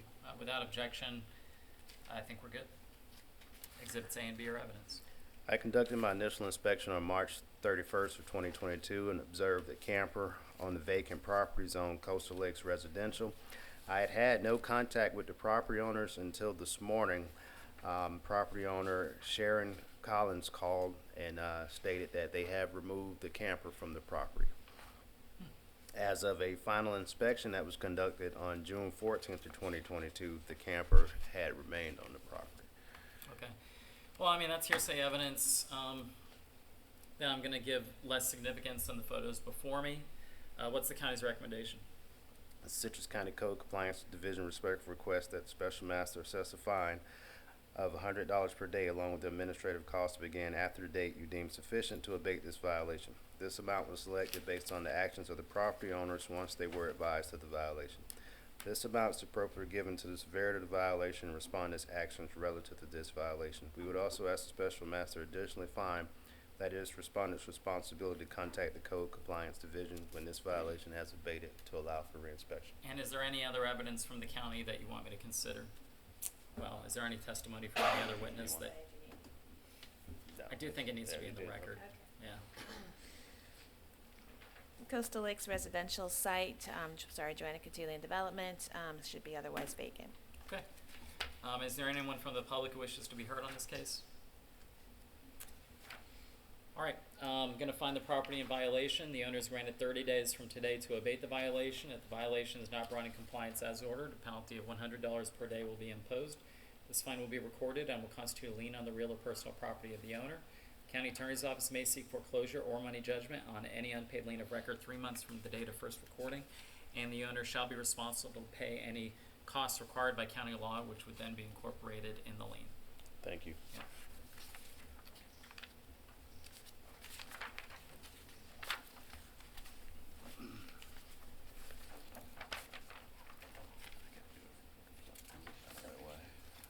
I hate to do this. I'm just going to take a 5-minute recess if anyone needs to go to the bathroom. I know I do. The time is 11:53. The time is 11:58, and I call this hearing back to order. What case is being dismissed? The United States. They weren't You are properly- kidding me. They weren't properly notified. The United States wasn't properly. Can you tell me? Well, first let's. This is case number. 2160481. Okay, and the county's going to dismiss it. The issue is notice. Yes. What happened? The notice of violation was not sent by certified mail. How did you discover this? I mean, y'all were just. Okay, great. Well, that's one less case on the agenda then. All right.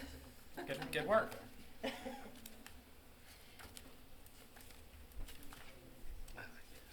Sorry. Their notices of hearing were, but not the original. I like it. Next case on the agenda, Carlos Rodriguez. I'm sorry. Case number 2145196. Officer on the case, Matthew Hampton. Page 15 of your agenda. Good morning. Morning. Good afternoon. Do you swear to tell the truth, the whole truth, and nothing but the truth, so help you God? Yes, ma'am. Thank you, sir. State your name, please. Carlos Rodriguez. Thank you. Matt Hampton, Citrus County Code Compliance Officer. This is case number 2145196. Accumulation of junk and debris, a violation of Chapter 20, Article 3, Section 20-31A of the Citrus County Code of Ordinances. The address is 2891 South Coleman Avenue, Homosassa, Florida. Property owner is Carlos Rodriguez. I have good service via posting of the property in the Lecanto Government Building, as well as signed certified mail return receipt. I would like to authenticate the documents and request that they be admitted into evidence. Exhibit A is photos I took during my initial inspection, February 17, 2022. Photos I took for my corrective action inspection, May 16, 2022. And photos I took during my final inspection, June 14, 2022.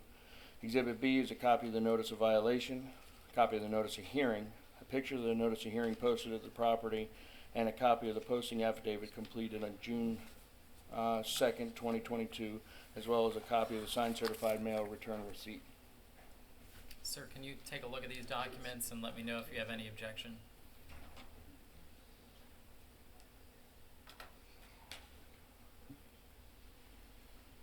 You've probably seen more code enforcement hearings this morning than you ever thought you would in your life, but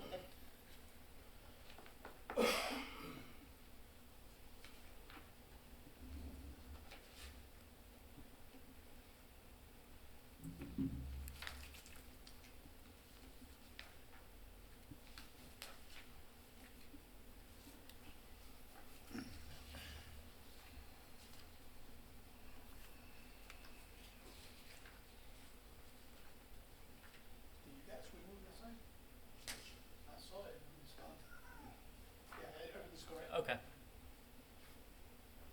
Without objection, what's been proposed as exhibits A and B are evidence.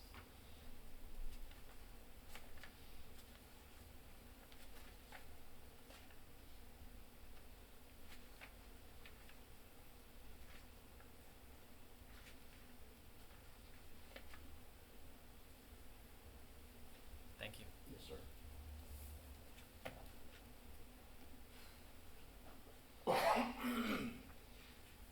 I conducted my initial inspection February 3rd, 2022, and I observed the property to be in violation of junk, or the ordinance listed above. There was a large pile of tree debris, automotive parts, and other miscellaneous junk and debris spread around the property. Notice of violation was issued February 17, 2022. Corrective action inspection was conducted on May 16, 2022, and I observed that little progress had been made.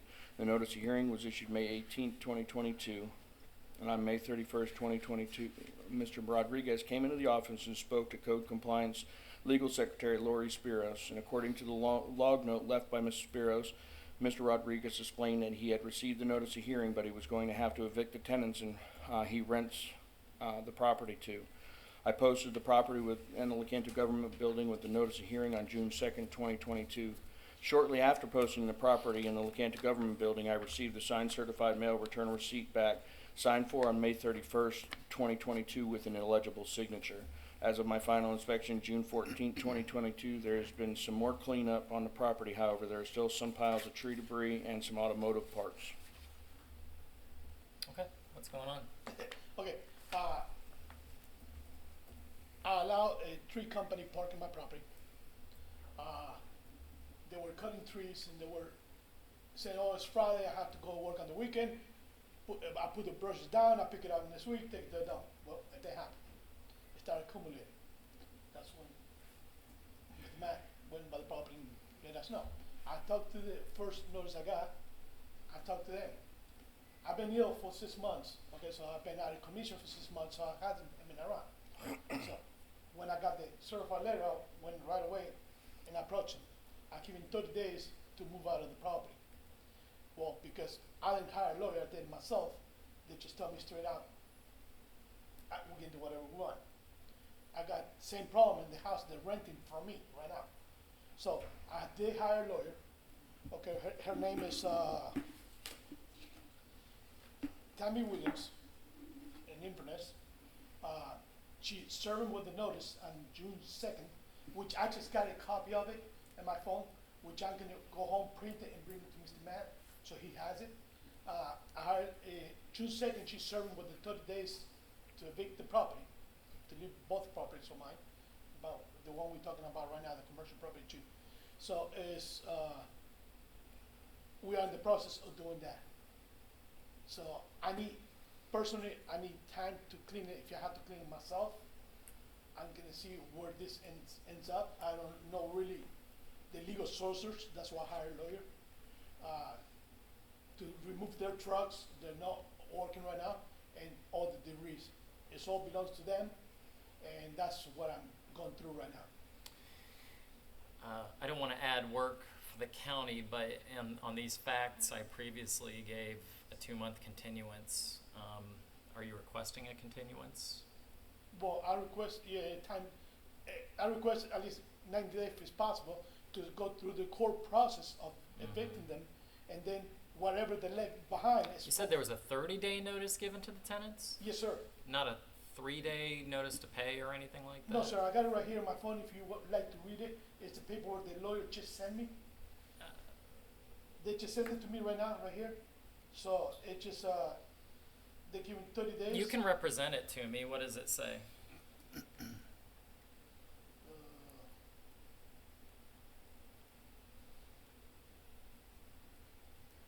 It says to Electric Service, Brandon James Stewart, and Kathy Lee Broman, the owner of the people. It says the tenancy of the property located on 2891 South Coleman Avenue, Homosassa, Florida, is legally desirous. It says the blog. It says you are to vacate the premises by the said date, remove of the personal belongings, including vehicles, and leave items that not belong to you. Fail to do this results of the permission of fail of $600 pursue leave status 8358. It says date of the notice June 2nd. That's what I got. Okay. Well, I'm just looking at something.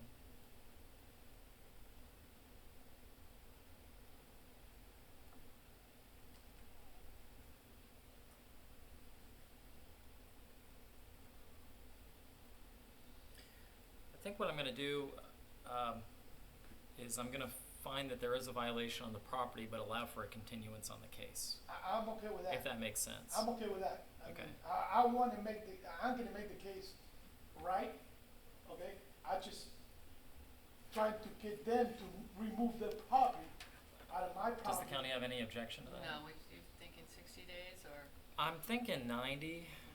That's what he asked for. I don't see any reason not to. I think that is, I have no reason to believe that this attorney has not been hired. Oh, no, and I know who she is. And I don't, but, yeah, okay. But you're aware of who she is. He showed me the paperwork back there. We tried to print it out for him, but All right, I'm going to find the property's in violation, but I'm going to grant 90-day continuance. Yes, ma'am. Yes, sir. So, Sorry. not yet, at any rate. This is a funny world, but it's not. I'm not planning on it. But hey, I'm sorry. but you can't assume anything these days, can you? So, anyway, so that's what I'm going to find. September 15th. You'll get something in the mail. I appreciate it. And what I'm going to do is I'm going to go home, print this out, and bring it to Matt, so you have to have it in the record. We'll talk about it. Okay? Okay. I appreciate it. Thank you. Thank you. Thank you. Next case on the agenda, John Edwards Hughes Jr., case number 216-2182, Alan Jonason, Code Officer assigned to the case, page 9 of your agenda.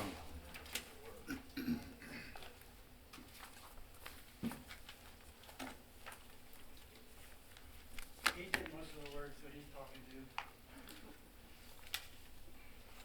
You know, I don't know if you're aware of this, but at Citrus County Code Compliance hearings, the last respondents to be heard, if you've sat through at least 3 hours of hearings, you get something. You get something. What are you gonna give them? My appreciation. It's a cruel world. It's a cruel world. It is. Sir, are you gonna be speaking as well? Okay. Do you swear to tell the truth, the whole truth, and nothing but the truth, so help you God? Yes, ma'am. Can both of you please state your names? John Edward Hughes Jr. and John Edward Hughes, Senior. Okay. Good afternoon. Alan Jonason, Citrus County Code Compliance Officer. This is case number 216-2182, accumulation of junk and debris, a violation of Chapter 20, Article 3, Section 20-31A of the Citrus County Code of Ordinances. The address is 4822 North Tanglewood Avenue, Hernando, Florida. Property owner is Hughes John Edward Jr. I have good service via signed certified mail receipt and posting at the Lecanto Government Building. I would like to authenticate the following documents and request that they be admitted into evidence. Exhibit A, photos taken during an initial inspection on 11 April 2022, compliance inspection on 24 May 2022, and photos of my final inspection conducted on 14 June 2022.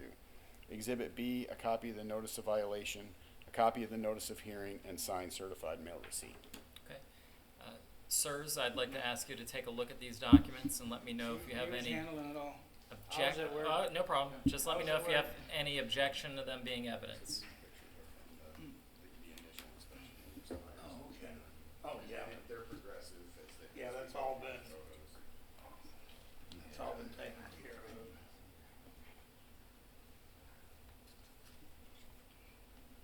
Yeah, that's, the biggest problem I have with that is I've got raccoons out there that are about 30 pounds, it seems like. Cause I can put a lid on a garbage can and they'll turn it over. And because you got houses and places across the street, I won't go out there and shoot them.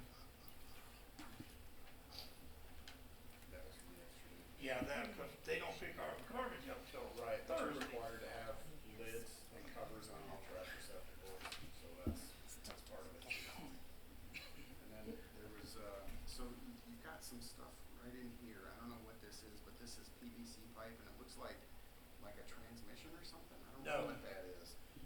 No, that is a flower pot. Okay.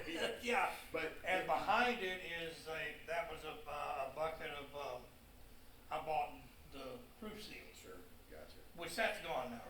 The Okay. PVC pipe is gone, it's, Okay, well, as of yesterday, It's when I under- took yeah, the picture, yeah. it was still there. And then you got some stuff over by the shed there, looks like a tarp and some other things. no, that's a tent.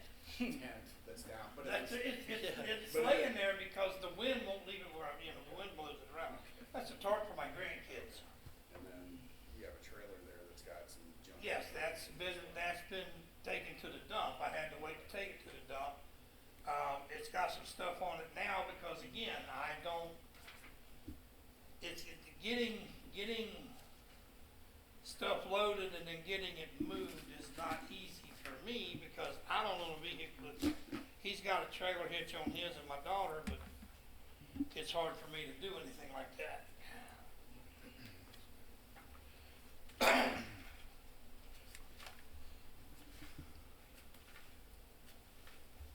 And if anybody's got kids or grandkids knows that you clean it up today, tomorrow it looks the same way.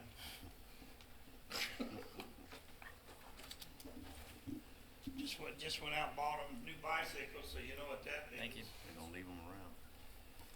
But my 5-year-old, I bought him one, he puts his on the front porch. Without objection, what's been proposed as exhibits A and B are evidence. On 11 April 2022, I conducted an initial inspection and observed the property to be in violation. On 21 April 2022, a notice of violation was issued for junkyard conditions, which is a violation of the ordinance listed above. On 24 May 2022, I conducted a compliance inspection and observed that the property remained in violation. I have had brief contact with the property owner. As of my final inspection on 14 June 2022, the property remains in violation. Have you seen improvement? Well, it fluctuates, but the trash and the junk just kind of seems to rotate, or there's new junk there. I don't know if the kid's bike and the ball would be. No, Okay. no. I'm not saying those have anything to do with it. But there is items on the property that appear discarded, like he mentioned, the tent that's over by the shed. Again, if it was being used as its intended use, it would be up in the air and that kind of thing. So, and there was PVC pipe along the front of the home there. And then, of course, the trash receptacles. It looks like there were tires, but they have rims in them. Well, the top one does, but the other ones didn't. But those have been removed. Those are gone now. Okay. So I guess you could say they've made improvement, but it seems to be that it just rotates and the trash is still there. I mean, I do There's see not some. a lot of I do junk. see some. It doesn't look like a lot. Sure. I mean, Absolutely. Do you, sir? Yeah, please. I need to ask a question. Yeah. All right, on the garbage cans, like I've said, I've put lids on them before. When somebody, they'll go out there, and what happens is, in half the time, and this is what gets me, when the little ones, my grandsons, they'll a lot of times, their mom will say, hey, can you take this out for me? They'll take it out, but when they take it out, now they throw it on top of the can, or they'll throw it down beside the can. Now, if I move those cans inside the fence, is that a problem? You move Because the cans inside. the garbage cans. Well, that really doesn't have anything to do with this. I mean, what we're talking about is, you've got some debris and, I hesitate to call it junk, but stuff that's kind of strewn around, and there's some stuff on the trailer, there's some stuff, I guess, just in the backyard, and it just has to be moved, or, actually, it's got to be enclosed in a container or, taken off the property. I mean, but it's not much. It's just a. Well, that's what I'm in the process of trying to do. Right. But again, I'm on fixed income for number one, so I do it when I can afford to. Right. The reason I'm asking about the garbage cans is because the one picture he took showed them out front, where I put them for when they come pick my garbage up, which is on Thursdays. Right. What I'm asking is if I move them inside my fence and then move them out there on Thursday, is that going to be an issue? It is an issue if there's trash that is overflowing out of the can. That's still a violation. It has to be inside an Well, I'm only enclosed allowed 5 container. cans. I cannot regulate. There's other your ways of trash. disposing of garbage from Yes, a yard. I can try and load it up on the trailer and take it to the dump, which I then have to pay for. Well, if a garbage can is overflowing by one bag, you can go in a car and take it out. But how much time do you need just to fix the stuff that you've still got? 30 days I can get it done. It just takes me time. Are you sure? I've got COPD. I'm on oxygen at night and partially during the day dependent. I can only work a short length of time, especially in this heat. So I do what I can when I can. I get it, yeah. I will get started on it, and I will do everything I can to get it done. Is 60 days enough? All right. I don't want you to that's fine. strain in 30 days, That's fine. I'll have it done. given the medical condition. So what's the county's recommendation? Citrus County Code Compliance Division respectfully requests that the special master assess a fine of $50 per day along with the administrative cost to begin after the date you deem sufficient to abate the violation. This amount was selected based on the actions of the property owners once they were advised of the violation. This amount is appropriate given the severity of the violation and the respondent's actions relative to the violation. We would also ask the special master additionally find that it is the respondent's responsibility to contact the Code Compliance Division when the violation has been abated in order to allow for reinspection. Okay, I'm going to find that the property is in violation. I adopt the county's proposed findings of fact. I'll grant 60 days from today to abate the violation, and if the violation is not brought into compliance as ordered within 60 days, then a fine of $50 per day will accrue. That fine would be recorded and will constitute a lien on your real or personal property. County Attorney's Office may seek foreclosure or money judgment on any unpaid lien within 3 months, or after 3 months of its recording, and the property owner will be responsible to pay any additional fees required by county law, which also may be incorporated into the lien. But that's it.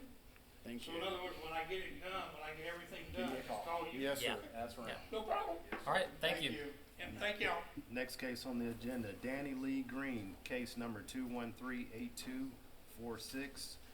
Code Officer Matt Hampton, page 7 of your agenda, Joanna Katu, Land Development Director, expert on the case. I'm sorry, which page? 7. Okay.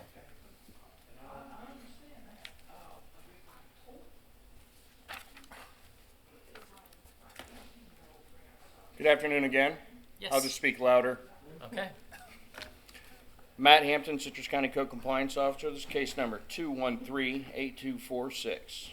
Special requirements for all accessory structures, a violation of Citrus County Land Development Code 3102A.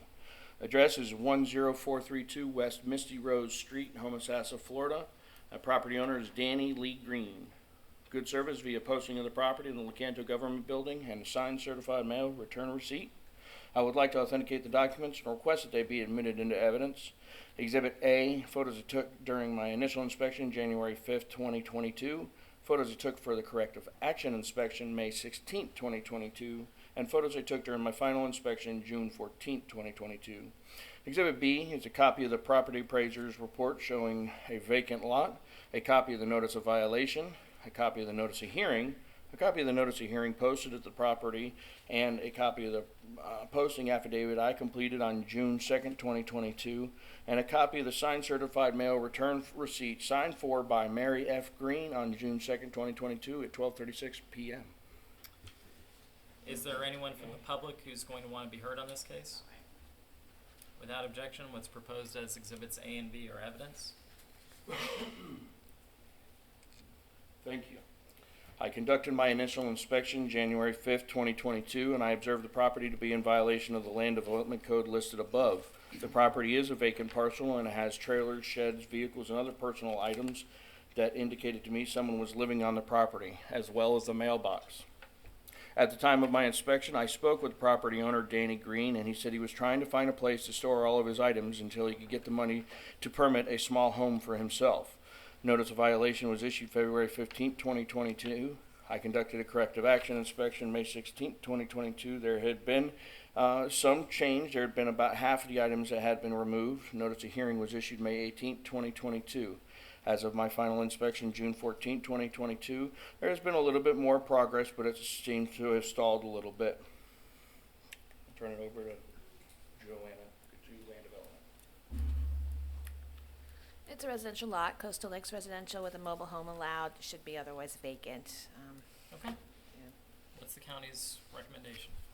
Citrus County Code Compliance Division respectfully requests that the special master assess a fine of $50 per day, along with the administrative cost to begin after the date you deem sufficient to abate this violation. This amount was selected based on the actions of the property owners once they were advised of the violation. This amount is appropriate given the severity of the violation and the respondent's actions relative to this violation. We would also ask that the special master additionally find that it is the respondent's responsibility to contact the Code Compliance Division when the violation is abated in order to allow for reinspection. I find the property in violation. I adopt the county's proposed findings of fact. The owner is granted 60 days from today to abate the violation. If the violation is not brought into compliance as ordered, a penalty of $50 per day will be imposed. This fine will be recorded and will constitute a lien on the real or personal property of Mr. Green. The county attorney's office may seek foreclosure or money judgment on any unpaid lien of record 3 months from the date of first recording. And Mr. Green will be responsible to pay all costs required by county law, which may also be incorporated to the lien. Thank you, sir. Thank you. Next case on the agenda, Charles R. Tappy, case number 2163061. Code officer on the case, Amy Becker, page 18 of your agenda.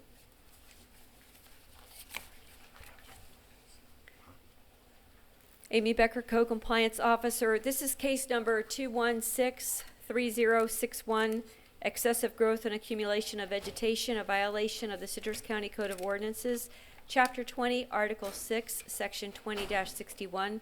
The address is 9048 North Mendoza Way, Citrus Springs, Florida. The property owner is Charles R. Tappy. I have good service via posting of the property as well as the Lecanto Government Building. I would like to authenticate the following documents and request that they be admitted to evidence. Exhibit A, photos taken during my initial inspection on April 21st, 2022. Photos taken on May 6th at my corrective action inspection. Photos taken on June 1st showing the posting of the property. And photos taken on my final inspection June 14th. Exhibit B, a copy of the notice of violation, a copy of the notice of hearing, and a copy of the posting affidavit. Is there anyone from the public who wishes to be heard in this case? Let the record reflect that there is no one, and without objection, what's been proposed as exhibits A and B are evidence. On April 21st, I conducted my initial inspection for excessive growth and accumulation of vegetation and observed grass in excess of 18 inches at the property, which is a clear violation of the ordinance listed above.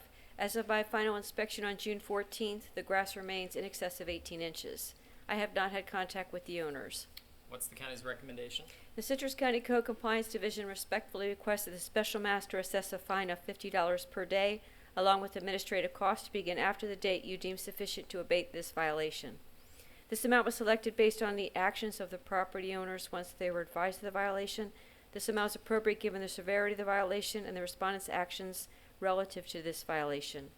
We would also ask that the special master additionally find that it's the respondent's responsibility to contact the Code Compliance Division when the violation has been abated in order to allow for reinspection. I adopt the county's proposed findings of fact. The property is found in violation. The owner is granted 30 days from today to abate the violation. If the violation is not brought into compliance as ordered, a penalty of $50 per day will be imposed. This fine will be recorded and will constitute a lien on the real or personal property of Charles Tappy. The county attorney's office may seek foreclosure or money judgment on any unpaid lien of record. I'm sorry, is that wrong? No, it was me. Oh, I'm I laughing have at no idea. myself. It could be Tappy. I'm idea. laughing at myself. Routine may seek foreclosure or money judgment on any unpaid lien of record 3 months from the date of first recording, and the owner will be responsible for all costs required by county law. That's it. Thank you. Next case on the agenda, Sharika Hopkins, case number 2159862. Code officer on the case, Alan Jonason, page 8 of your agenda. Alan Jonason, Citrus County Code Compliance Officer. This is case number 2159862, accumulation of junk and debris, a violation of Article 20, Chapter 3, Section 20-31A of the Citrus County Code of Ordinances. The address is 3249 East Buffalo Lane, Hernando, Florida. Property owner is Hopkins Sharika. I have good service via posting the notice of hearing on the property and posting at the Lecanto Government Building. I would like to authenticate the following documents and request that they be admitted into evidence. Exhibit A, photos taken during an initial inspection on 4 March 2022, photos taken during a compliance inspection on 24 May 2022, and photos of my final inspection conducted on 14 June 2022. Exhibit B, a copy of the notice of violation, a copy of the notice of hearing, a photo of the notice of hearing posted on the property, and a posting affidavit. Is there anyone from the public who wishes to be heard on this case? There is no answer.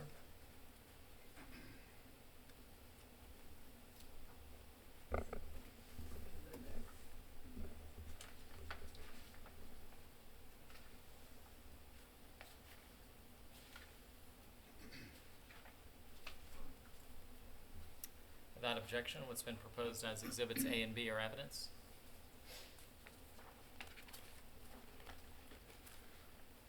On 4 March 2022, I conducted an initial inspection and observed the property to be in violation. On 22 April 2022, a notice of violation was issued for junkyard conditions, which is a violation of the ordinance listed above. On 24 May 2022, I conducted a compliance inspection and observed that the property remained in violation. I have not had contact with the property owner, and as of my final inspection on 14 June 2022, the property remains in violation. The evidence speaks for itself.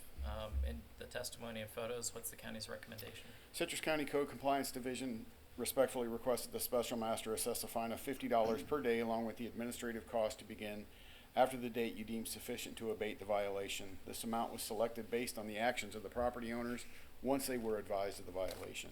This amount is appropriate given the severity of the violation and the respondent's actions relative to this violation. We would also ask the special master additionally find that it is the respondent's responsibility to contact the Code Compliance Division when the violation has been abated in order to allow for reinspection. The property is found in violation. The property owner is granted 60 days from today to abate the violation. If that violation is not brought into compliance, as ordered, a penalty of $50 per day will be imposed.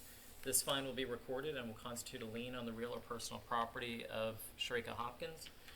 The county attorney's office may seek foreclosure or money judgment on any unpaid lien of record 3 months from the date of first recording, and the property owner shall be responsible to pay all costs required by county law. Thank you. Ready? I am ready. All right. Next case, last case on the agenda, David A. Myko, case number 216-2097. Code officer on the case, Alan Jonason, page 14 of your agenda. Alan Jonason, Citrus County Code Compliance Officer. This is case number 216-2097, excessive growth and accumulation of vegetation, a violation of Chapter 20, Article 6, Section 20-60 of the Citrus County Code of Ordinances. Address is 4539 East Harvard Drive, Hernando, Florida. Property owner is Myko David A. I have good service via posting on the property and at the Lecanto Government Building. I'd like to authenticate the following documents and request that they be admitted into evidence. Exhibit A, photos taken during an initial inspection on 7 April 2022, photos taken during a compliance inspection on 9 May 2022, and photos of my final inspection conducted on 14 June 2022. Exhibit B, a copy of the notice of violation, a copy of the notice of hearing, a copy of the posting affidavit, and a copy of the photo of the notice of hearing posted on the property. Is there anyone from the public who wishes to be heard on this case? There is no answer. Thank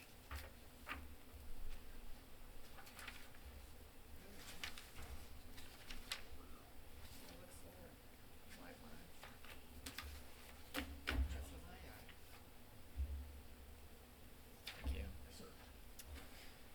Without objection, what's been proposed as exhibits A and B are evidence.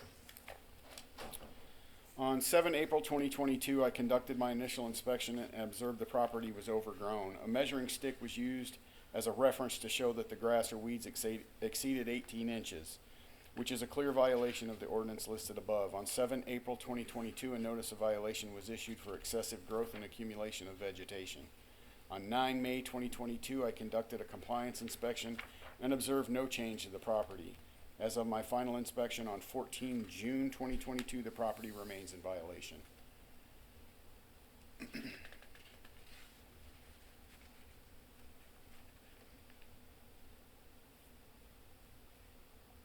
Mr. Charlton, did you want to testify in this case? No. Yes. Are you sure? Yep. Okay, well, that's probably One fair. of my name. I just wanted to see if everyone was awake. All right. What's the county's recommendation? The Citrus County Code Compliance Division respectfully requests that the special Listen, we don't master- sleep. This is every hearing, even the last one. Important stuff. But we got to be on our toes. So I concur. I absolutely. I'm not. Anyways, go ahead.